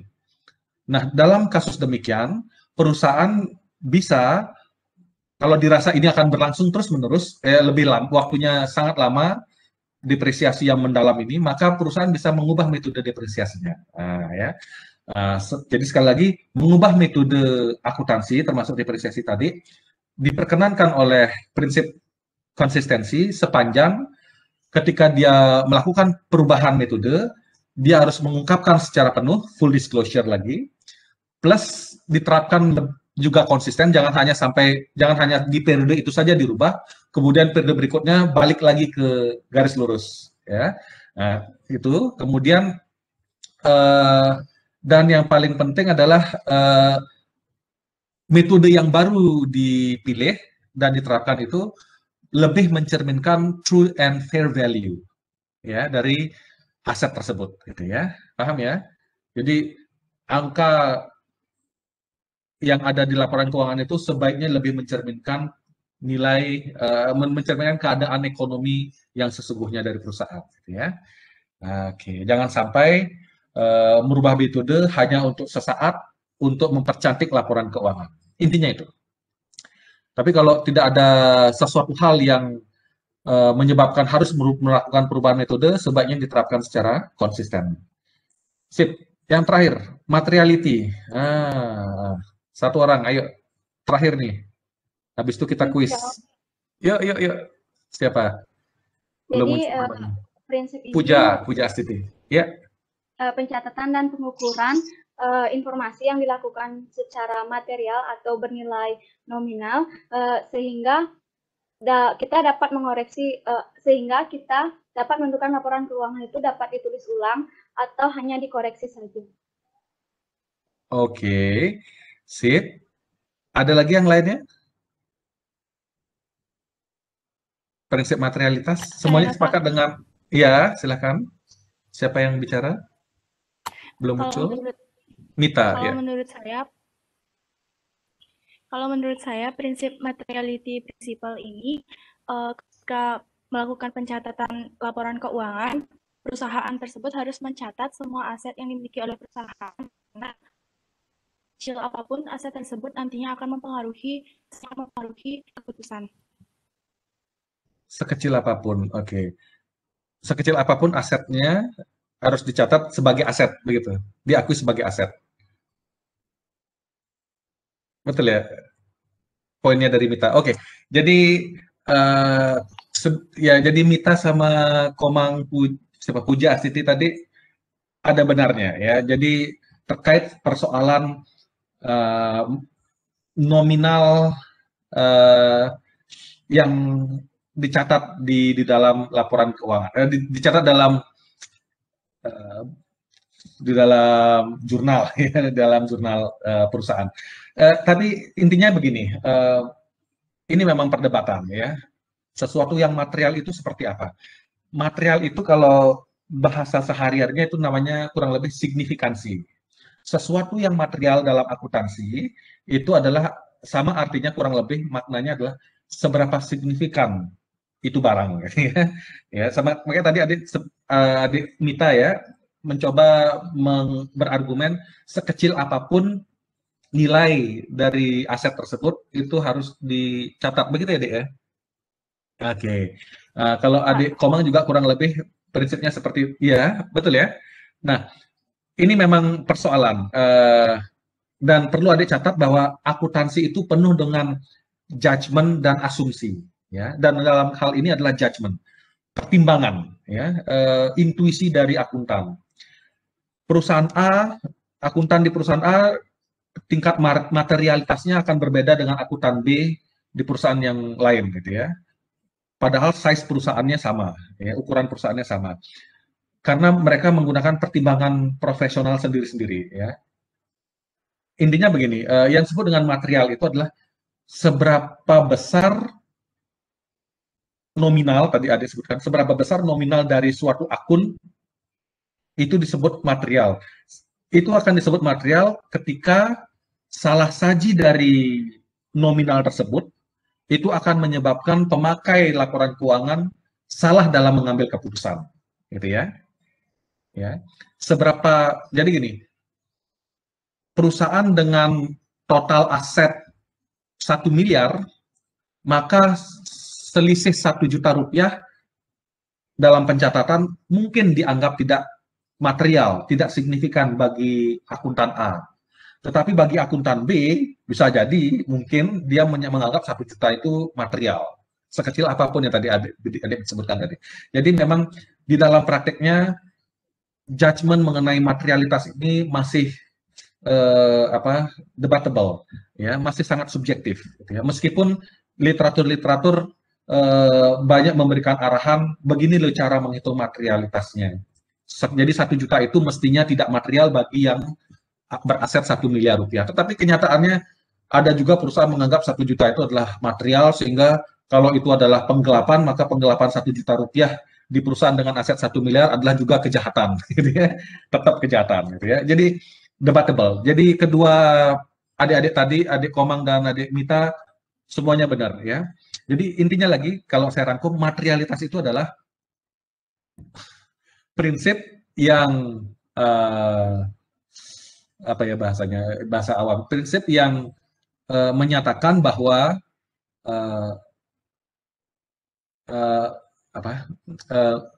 level prinsip yang menyatakan bahwa level tertentu ini dianggap material ketika pengguna laporan keuangan bisa menjadi salah di dalam mengambil keputusan, gitu ya. Hanya karena perbedaan 1 juta rupiah itu, investor yang harusnya membeli akhirnya tidak jadi membeli saham perusahaan, gitu ya. Nah, kalau itu terjadi berarti 1 juta ini adalah material bagi investor untuk perusahaan dengan aset 1 miliar, gitu ya. Tetapi kalau selisih 1 miliar yang tidak terungkap ini ternyata tidak menyebabkan investor salah dalam mengambil keputusan, berarti tidak signifikan atau tidak material yang 1 juta ini. Kurang lebih paham? Paham ya? Oke, sip. Oke, kita lanjut ya ke inti dari pertemuan pertama ini. Ini saya kopikan dulu. Semuanya buat ya. Ingat, adik buat ini, isi nama, isi NIM sesuai, nanti ada formnya di sana. Dan nanti ada gambar, ada screenshot segala. Yang adik jawab hanya ada 2 ya. Yang pertama, apa ya kalau nggak salah, total asetnya berapa ya. Kemudian yang kedua, total labanya berapa. Kalau rugi, total ruginya berapa. Ditulisnya jangan pakai angka RT atau rupiah, kemudian titik, koma, dan sebagainya ya. Jadi kalau laba 10.000 itu, maka ditulis 1, 0, 0-nya 4 ya, 1, 0, 0, 0 gitu ya. Jangan ada titik, jangan pakai rupiah dan sebagainya, sehingga nanti saya gampang ngoreksinya gitu ya. Bisa ya? Nah, ini versi jawaban adik-adik. Ternyata bervariasi ya. Total aset. Nah, ini siapa nih? Anggi ya. Anggi ini maksudnya 51.600. Mungkin pas ngitungnya dihilangin nolnya ya. Sip. Ya, nanti pas enggak apa-apa. Nanti pas ngoreksinya saya ini kan. Tapi yang penting sudah dapat konfirmasi ini sudah terekam ya. 51.600 ini 8.400 maksudnya. Terus ada lagi nih. Sama juga ya, Putu Mita 20, ini maksudnya 24.600. Minta konfirmasinya ya. Siapa nih? Mita? Iya, Pak. Terus yang ini 6.600 maksudnya. Iya. Tambahin ya, oke. Ini juga sama ya, 24.600, 6.800, 24.600, 6.800. Oke. Sekilas kita lihat sama-sama bervariasi ya. Tidak ada jawaban yang benar atau salah. Sekali lagi, tidak ada benar jawaban sampai level ini, tidak ada jawaban benar atau salah. Yang ada adalah ada kemungkinan benar dan kemungkinan salah. Ya, makanya saya tidak langsung ngasih berapa jawaban yang benar di dalam bentuk misalkan multiple choice seperti itu ya. Oke, kita bahas sama-sama ya. Sebentar. Excel mana Excel? Microsoft Excel. Nah, ini ya.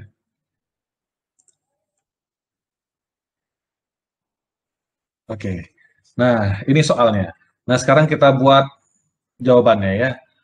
Untuk 2 jawaban tadi, pertanyaan tadi aset sama apa itu? Laba itu semuanya pakai persamaan dasar akuntansi supaya cepat ya. Ada Tuan A setor uang 6.000 untuk modal. Gimana nih persamaan dasar akuntansinya? Ingat, persamaan dasar akuntansinya adalah aset atau kekayaan. Saya nggak tahu di buku adik-adik seperti apa ya. Saya lebih senang bilangnya aset berasal dari kata bahasa Inggrisnya assets juga ya. Cuman spellingnya beda. Kemudian ada liabilitas atau liabilities ya. Kewajiban atau utang orang bilangnya gitu ya. Terus ada juga apa?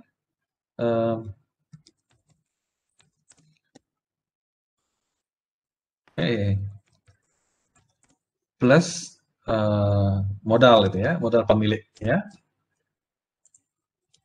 Ya, sorry, biar sama. Oke. Nah, sekarang untuk kasus, untuk transaksi A setor uang 6.000 untuk modal. Ini gimana? Perlu dicatat? Ya, jadi ini penting ya. Saya lupa ngasih tahu tadi.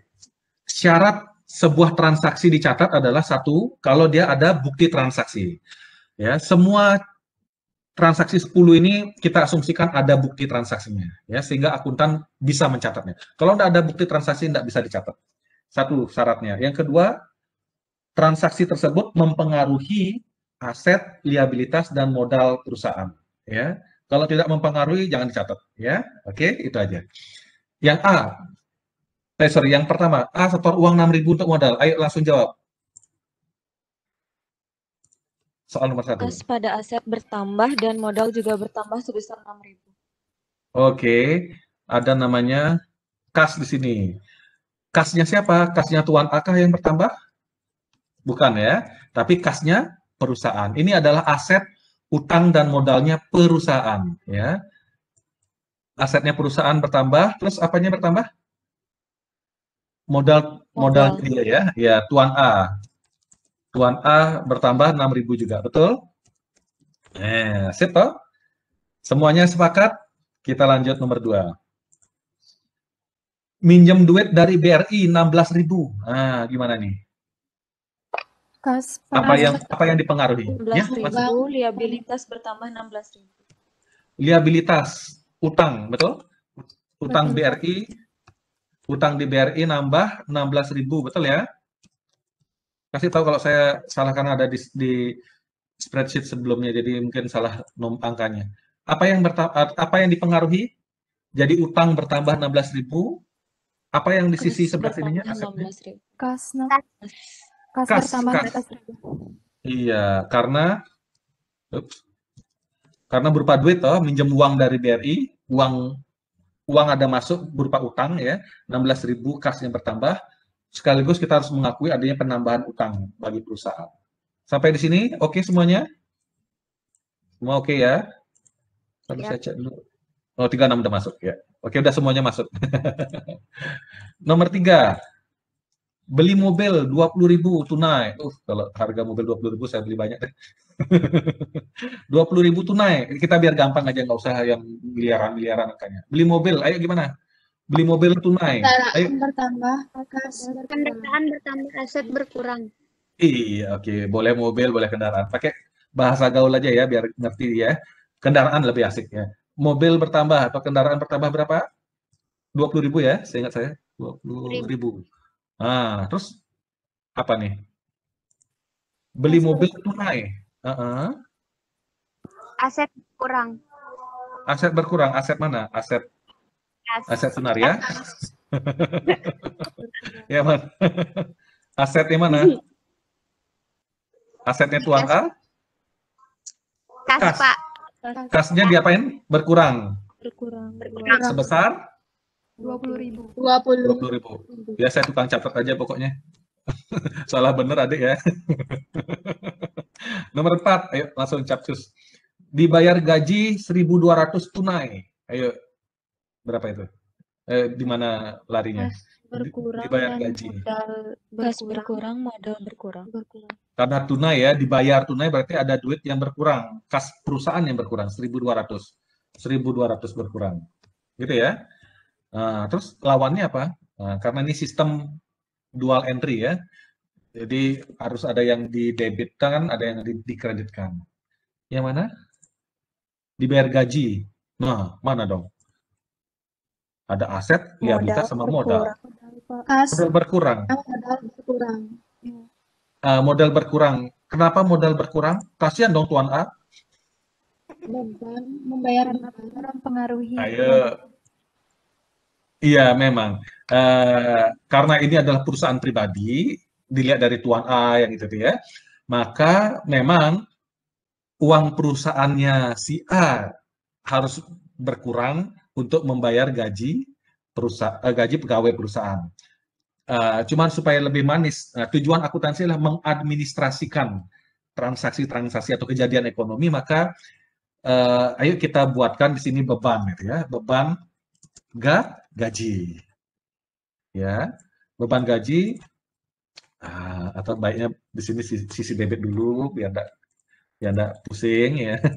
Debit, apa yang didebit, apa yang dikredit gitu ya. Yang dikreditnya gitu ya. Betul ya? Ada yang apa yang didebit yang ini adalah berupa aset gitu ya. Kemudian apa lagi tadi? Beban ya, expenditure. Pakai bahasa Indonesia aja deh. Aset atau kekayaan. Terus apa lagi? Beban. Gitu ya, sementara itu dulu. Yang dikredit, kewajiban, dan modal. Sementara ya. Nah, gitu ya. Nah, lebih asik. Nah, beban gaji perusahaan, gaji karyawan, sorry. Nah, ini kita akui 1.200. Sampai sana betul? Setuju? Setuju ya. Nah, nanti kita beban gaji ini kita apa istilahnya konsolidasikan dengan kalau ada pendapatan bagi Tuan A ya. Nanti dia akan mempengaruhi modal. Betul, modal Tuan A berkurang, tetapi nanti pada akhirnya ya. Tapi secara langsung itu akan mempengaruhi penambahan beban gaji. Ya, yang nomor 5. Nomor 5, beli bensin 1.000 tunai. Nah, lo beli bensin. Ini gimana nih, beli bensin? Bensin, dia punya mobil, terus beli bensin. Apakah bensin ini merupakan aset dari bagian dari aset mobil? Kan merupakan satu kesatuan, loh. Iya, Satu Pak. kesatuan. Gimana? Gimana, Dek? Menurut Adek gimana? Beli bensin 1.000 tunai, berarti berkurang kasnya 1.000, betul? Nah, terus yang lawannya gimana? Beban kendaraan. Beban kendaraan. Oke, ada yang bilang mobil. Oke, ada yang bilang beban kendaraan berupa beli bensin 1.000. Ada yang berpikir pembelian bensin ini akan menambah nilai dari mobilnya? Merupakan sesuatu yang tak terpisahkan? Kalau beli bensin untuk kendaraan, tau dibilang beli bensin, enggak, ya, beli bensin, asumsi kita beli bensin untuk kendaraan. Ya, itu nambah harga kendaraannya enggak? Enggak, semuanya sepakat menjadikan beban. Oke, sip. Oke, karena kenapa? Kenapa ada alasannya? Kenapa dijadikan beban?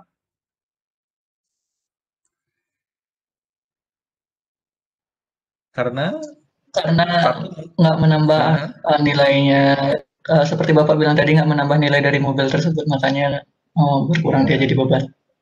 Iya, karena prinsip materialitas, Adik melakukan judgement 1.000 ini adalah bukan sesuatu yang material dari sisi harga kendaraannya, sehingga pengeluaran 1.000 itu bukanlah menambah nilai dari mobil gitu ya. Jadi kita bisa langsung bebankan. Itu adalah bahan habis pakai juga ya, karena sifat dari petrol atau bensin itu adalah habis pakai. Jadi beli bensin kita bebankan gitu ya. Oke. Nomor 6. Sip, nomor 6. Beli tape mobil. Beli tape mobil. Makan tape di mobil ya. Beli tape mobil 2.000. Nah, ini gimana nih? Beli bensin 1.000 katanya beban. Kalau beli tape mobil harganya cuma 2.000. Kalau angka nolnya digedein jadi 2 juta. Bensinnya 1 juta. Ya, harga mobilnya 20 juta jadinya. Nah, itu gimana tuh? Bingung kan? Gimana? Sekarang tip tunai ya, bentar. Tunai ya? Iya, tunai 2.000. Gimana nih? kas pasti berkurang 2.000 untuk beli tip, betul? Nah, terus boleh ditulis di sini tip? Kasih tanda tanya. Ataukah kalau di sini mungkin beban bensin gitu ya, biar berbeda ya. Nah, apakah beban bensin di sini? Ataukah ada bensin di sini? Bingung dah? Saya suka dengan kebingungan yang ini. Ataukah beban tip di sini? Nah, bingung deh loh. Gimana deh? Ya. Ini 1.000, ini 2.000. Kalau ini ditambahin semuanya 1.000 berarti mobil 20 juta, beli bensin 1 juta, beli tip 2 juta.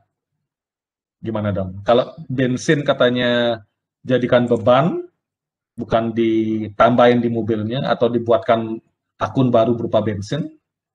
Kalau tip, apakah dia merupakan aset? Tip sendiri ataukah digabung nambahin jadi bertambah nilai mobilnya? Ataukah dibebankan jadi beban tip atau beban kendaraan tadi, sama seperti beban bensin. Nah, gimana? Ayo kita bermain di sini. Disinilah judgment. Gimana? Pak, kalau menurut saya tip di sebuah mobil tuh yang pasti kan kasnya berkurang. Habis itu dia tuh bisa menambahkan nilai dari nilai materialistis dari sebuah mobil. Jadi masuknya ke sebuah aset ya tipnya tuh ya. Oke.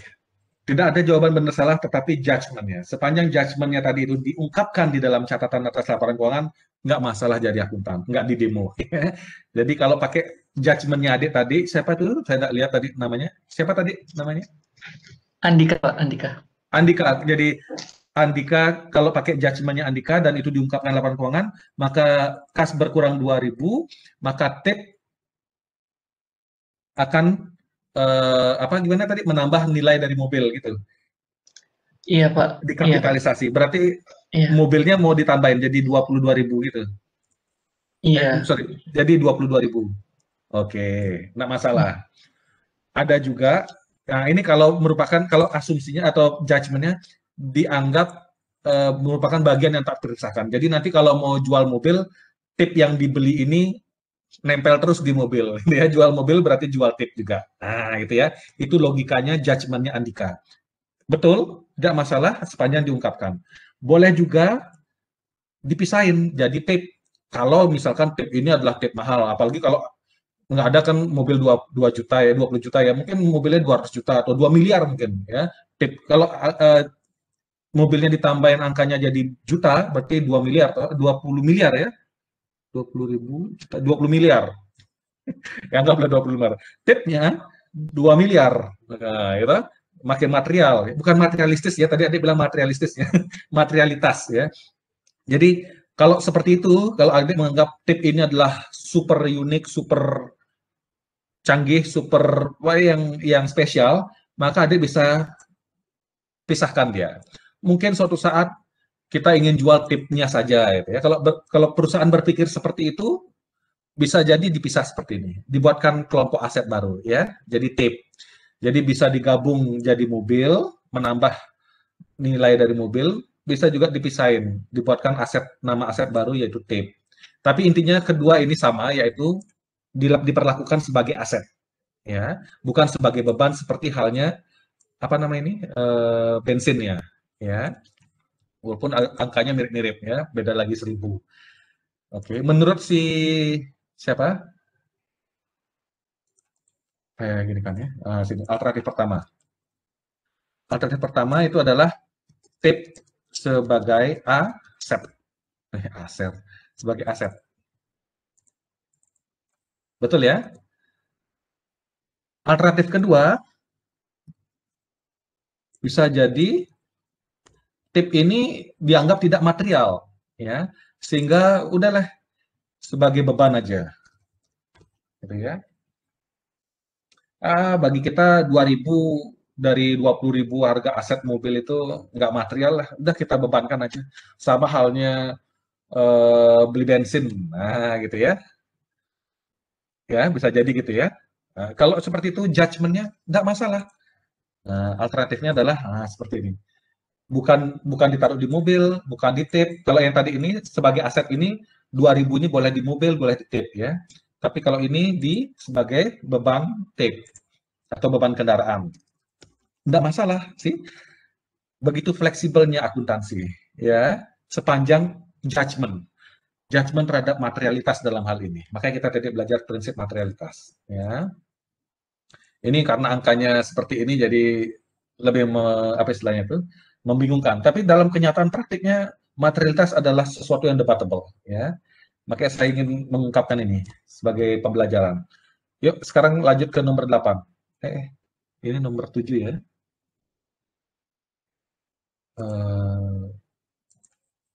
Ya, oke, nomor 7. Nah, biar ingat. Sekarang nomor 8. Nomor 6 ya, sorry. Nomor 6, transaksi nomor 6 itu ya. Berarti nomor 6. Sekarang nomor 7 ya. Yuk, nomor 7. Bayar sewa kantor 600 untuk satu periode. Lagi berapa menit lagi? Gimana? Bayar sewa kantor 600. Yuk. Sewa kantor 600. Untuk satu periode akuntansi. Bukan untuk beberapa periode ke depan. Gimana, Dek? Termasuk beban sewa ya, Pak ya? Beban sewa sebesar 600. Iya. Jadi apa yang berkurang atau apa yang bertambah? Kasnya berkurang.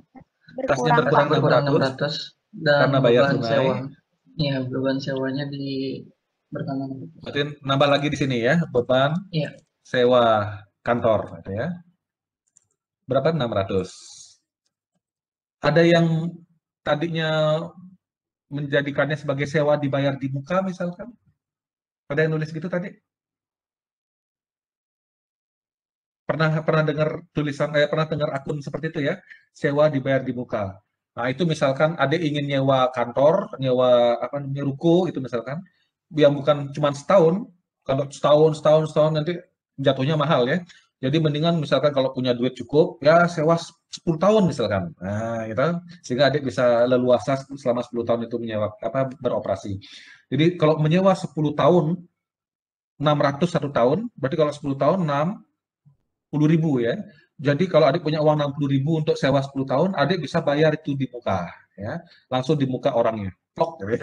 Sewa dibayar di muka. Ini Pak, saya bayar di muka Bapak, plok gitu ya. 60.000 ya. Nah, itu sewa dibayar di muka seperti itu diperlakukan sebagai aset ya. Sewa dibayar di muka. Nah, nanti setiap akhir tahun, nanti kita ngomong ini di jurnal penyesuaian, adik harus menyesuaikan karena setiap tahun buat laporan toh, bukan tiap 10 tahun toh. Jadi 60.000 sebagai aset itu adalah aset yang berlaku untuk 10 tahun, bukan untuk 1 tahun. Ya, dan setiap tahun akan ada proporsi dari aset sebesar 60.000 itu yang sudah kadaluarsa, sudah harus menjadi beban, gitu ya. Nanti kita ngomong lebih spesifik ini. Jadi setiap tahun adik harus sesuaikan berapa yang menjadi sewa, yaitu 600 setiap tahunnya, gitu ya. Dan nanti berkurang nilai aset sewa dibayar di muka itu dari 60.000 akan berkurang 600-nya. Nah, nanti kita ngomong spesifik di jurnal penyesuaian yang model-model begini. Tapi untuk yang kali ini, kita sangat sepakat bahwa sewa dibayar di muka untuk 1 tahun, 1 periode saja itu kita bebankan. Ya. Beban sewa 600, kas berkurang 600. Sepakat ya? Sekarang nomor 8, menerima uang dari jasa perusahaan 9.600. Itu berarti perusahaan mungkin dapat orderan, kemudian mendeliver itu jasanya ke klien dan dapat duit gitu ya, menerima uang sebesar 9.600. Gimana nih? Nomor Kas 8. pendapatan, Pak. Bertambah. Kas bertambah. Oke, siapa tadi ngomong? Kas bertambah 9.600, betul ya? Iya, 9.600. Terus apa yang bertambah atau berkurang? Modal bertambah.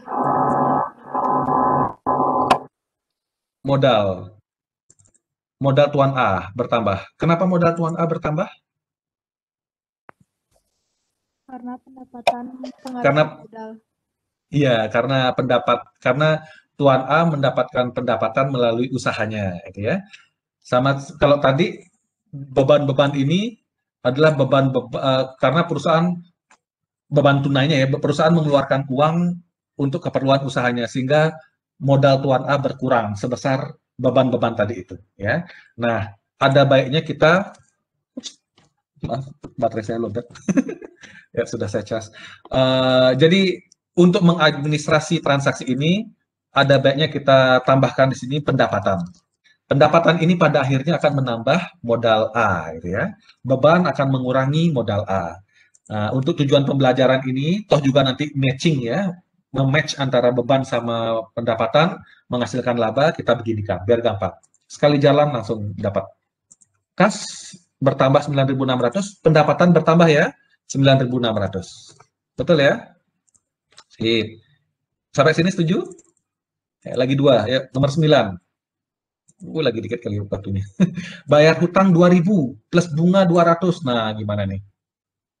Makin susah aja hidup kita nih. Mesti bayar hutang 2.000, bayar bunganya 200. Nah, gimana nih? Ayo. Gimana? Ayo. Kas berkurang 2.200. Kasnya berkurang 2.200 ya, karena harus bayar bunga sama hutang. Sepakat ya. Atau di sini bunga dulu ya.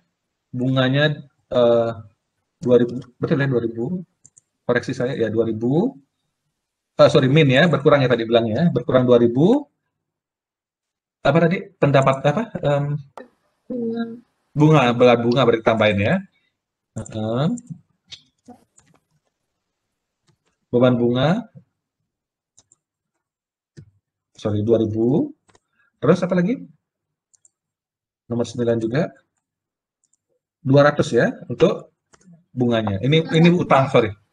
Beban bunga, maaf ya. Sorry. Berarti bukan, ini beban bunga. Beban bunganya 200 ya. Betul ya? Ini min 200. Itu baru beban bunganya. Nah, terus kalau utangnya berkurang 2.000 kasnya. Betul? Kita bawa kemana nih? Ke utang BRI ya. Utang BRI-nya kita kurangin. Sebesar 2.000. Betul ya? Sepakat ya? Udah segaris nggak? Nah, udah ya. Oke. Terakhir, nomor 10. Nah, ini. Habis itu kita langsung cek berapa total aset. Ambil uang untuk makan-makan. Nah, gimana deh? Ayo. Wah, ini Tuan A mau makan-makan nih sama istrinya, mungkin sama kliennya. Ya, 2.000. Pakai uang perusahaan. Berarti harus dicatat nih di perusahaan. Gimana nih? Ayo, siapa yang mau komentar? Kas berkurang 2.000. Kas berkurang 2.000. Modal berkurang 2.000. Prive gitu ya. Prive itu apaan? Kita Pengambilan buatin beban di sini. Kita buatin beban dia atau kita kurangin langsung modalnya si A? Kurangi modal. Langsung kurangi modal. Oh. Berarti Pak, Bapak ngambil duit perusahaan nih, tak kurangin ya kalau ada jadi bendaharanya. Dipecat besoknya nih. Langsung dia berargumen, saya kan makan-makan sama klien ini untuk tujuan perusahaan. Kenapa modal saya dikurangin? Lama-lama nol dong uang saya ini. Lagi dari 6.000 jadi 2.000 nih. Gara-gara dia ngurangin modalnya. Besok dipecat nggak? Kamu besok jangan ngantor. Ya, ini alternatif pertama. Alternatif pertama, apa ini? Makan sebagai prive tadi dibilang ya, untuk privat, kebutuhan privat. Alternatif kedua, karena adik takut dipecat, bebanin aja, apalagi dipaksa. Udah, jadikan beban perusahaan untuk periode ini, jangan dikurangin modal saya. Bisa nggak kayak gitu? Ini perusahaan personal loh, bosnya satu orang, Tuan A, adik cuma jadi karyawan, tukang nyatet akuntansi. Kalau dapat ancaman seperti itu, jangan di prive. Kalau prive modal saya jadi 4.000. Jadikan beban untuk periode ini. Saya makan-makan bukan untuk sama istri sama anak-anak ulang tahun loh. Saya makan-makan untuk sama klien yang nanti bisa kalau itu jadi klien, maka kita akan mendapatkan pendapatan, untuk mendapatkan ikan yang besar harus pancingannya yang besar, betul nggak? Nah, kalau sudah digituin bingung kan? Nah, sekarang bisa jadi kita tambahin, jadikan dia sebagai beban makan. Ya, Gimana dong? Masuk akal kan? Judgment, ya akuntansi itu bisa penuh dengan judgment. Dari sini adik terbuka pikirannya mudah-mudahan bahwa satu transaksi bisa diperlakukan sebagai beban, bisa sebagai aset dan sebagainya, ya, mengurangi modal langsung atau bisa sebagai prefer. Nah, dari sini kita bisa cek berapakah total asetnya. Udah semua ya berarti ya. Nah, sekarang total asetnya. Kalau pakai alternatif 1 ya. Alternatif yang pertama. Oke. Berarti tip sebagai aset. Berarti ini 3 sama 4. Gimana sih? Coba nanti ya. Yang trik pertama. Trik pertama dulu. Kas.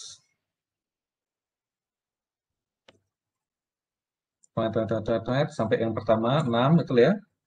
Kemudian ditambah dengan yang ini 789. 9 ini apa nih? Oh, beban bunga ya. Oh ya, semuanya sama. Kemudian sebagai prefer. Gitu ya.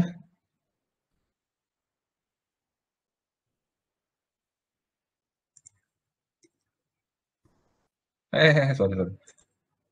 Tambah sum. Nah, itu ya.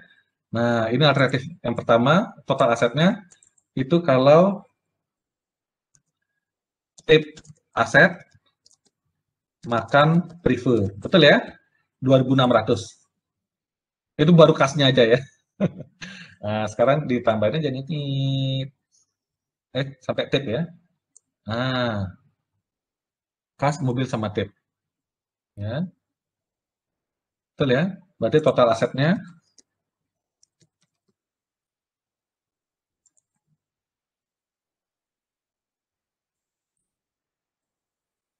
eh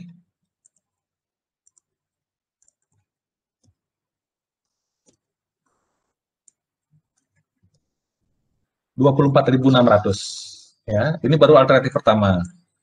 Ya. Kemudian alternatif kedua. Ya.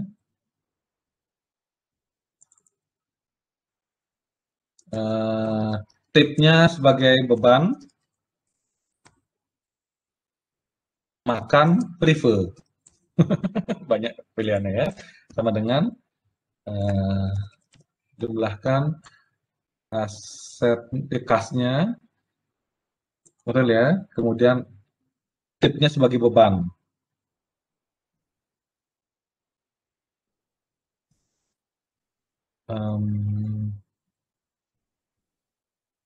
Sorry ini. Kemudian ditambah dengan ini tipnya sebagai beban. Tipnya sebagai beban ini ya. Terus ini sebagai prefer. Nah, 6.600 kemudian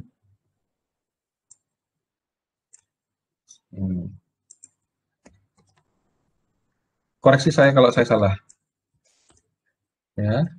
Bisa jadi hasilnya sekian. Betul ya? Apa saya salah?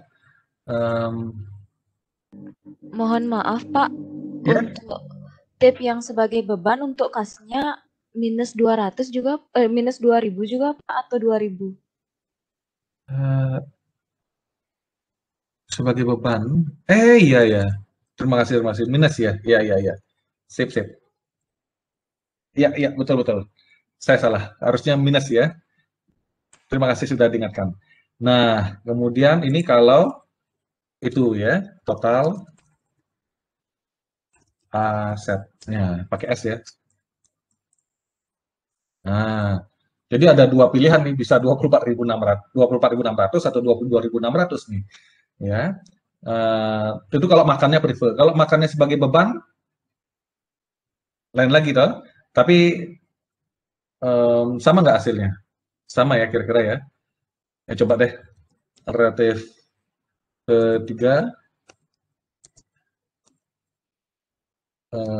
Tip aset makan beban. Sama nggak gitu hasilnya?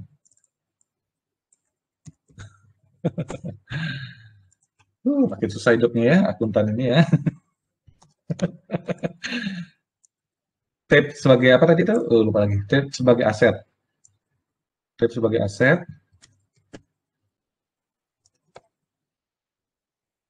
Sama sebagai beban.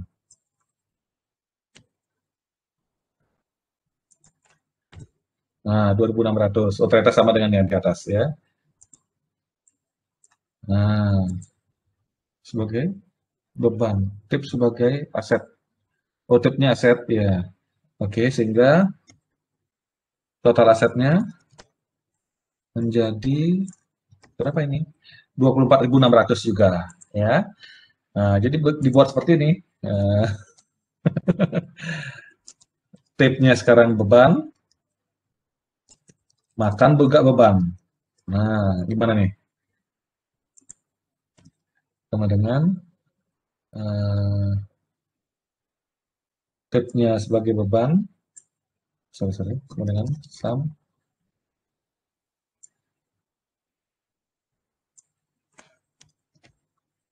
tipnya sebagai beban, yang ini ya, kemudian makannya sebagai, kok hilang dia? Sum C12, ya betul, enter. Nah, 2.600. Tipnya beban, loh tipnya kok ada di sini? Oh, ada mobil di sini ya, oke. Set. Total asetnya sekarang harusnya sama ya dengan yang di atas, 22.600. Jadi asetnya antara 22.600 dan atau 24.600 ya.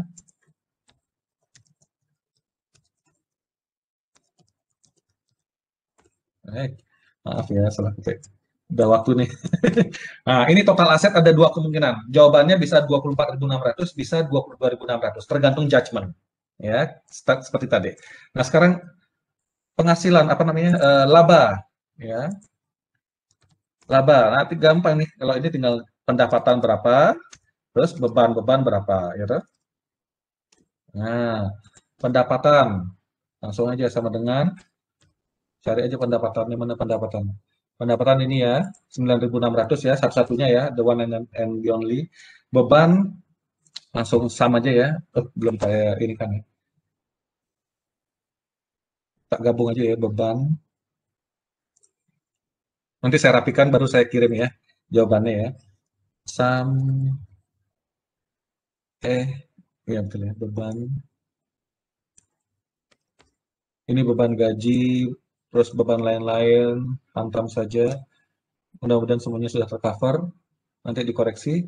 Nah, ini saya gabungin aja beban-beban itu ya. Nanti saya rapikan dulu baru saya kirim ya. Beban gaji sampai beban makan. Betul? Kenapa ini?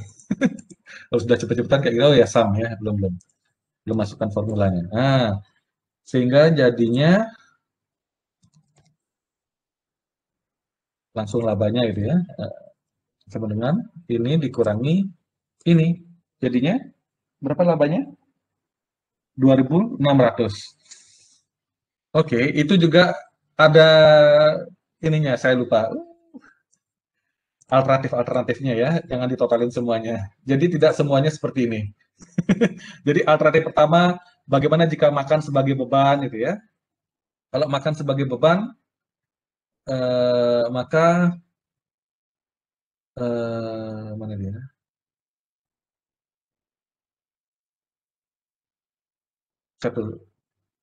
Dari tip dulu. Kalau tip sebagai beban, maka bebannya masuk 2.000. Jadi seperti ini. Jadi alternatif pertama.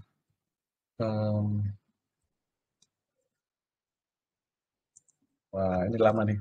Ada kuliah lagi nggak nih? Nggak ada, oke. Bisa. Kalau ada kuliah bisa di ini ya, bisa meninggalkan. Tapi kalau belum masih bisa di sini. Aset pertama, alternatif pertama, kalau tipnya sebagai aset, makannya sebagai prive, maka beban, tidak ada beban ini toh, maka bebannya hilang. Beban tipnya tidak ada, gitu ya. Jadi beban yang masuk di sini adalah hanya beban gaji, oke, beban bensin, oke, betul ya. Beban tip tidak, beban sewa, apa tadi ini? Tip aset makan prefer berarti tidak ada sama sekali.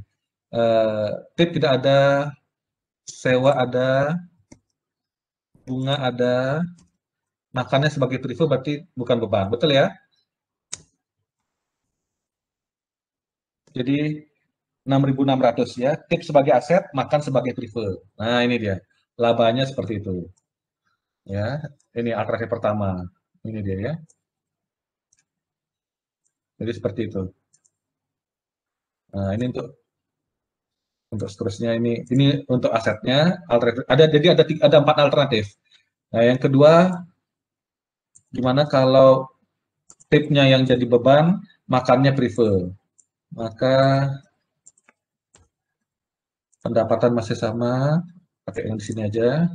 Nah, bebannya sekarang, tipnya aja yang beban. Berarti ada beban gaji masuk, beban bensin masuk, tipnya masuk, bebannya sewa masuk, beban bunga masuk, makan tidak masuk ya.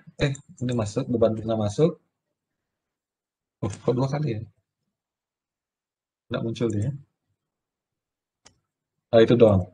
Ya, jadi beban makan tidak masuk. Makan karena makannya prefer. Ya, labanya adalah pendapatan dikurangi beban. Jadi 4.600, betul ya? Ya. Yang ketiga, tipnya aset,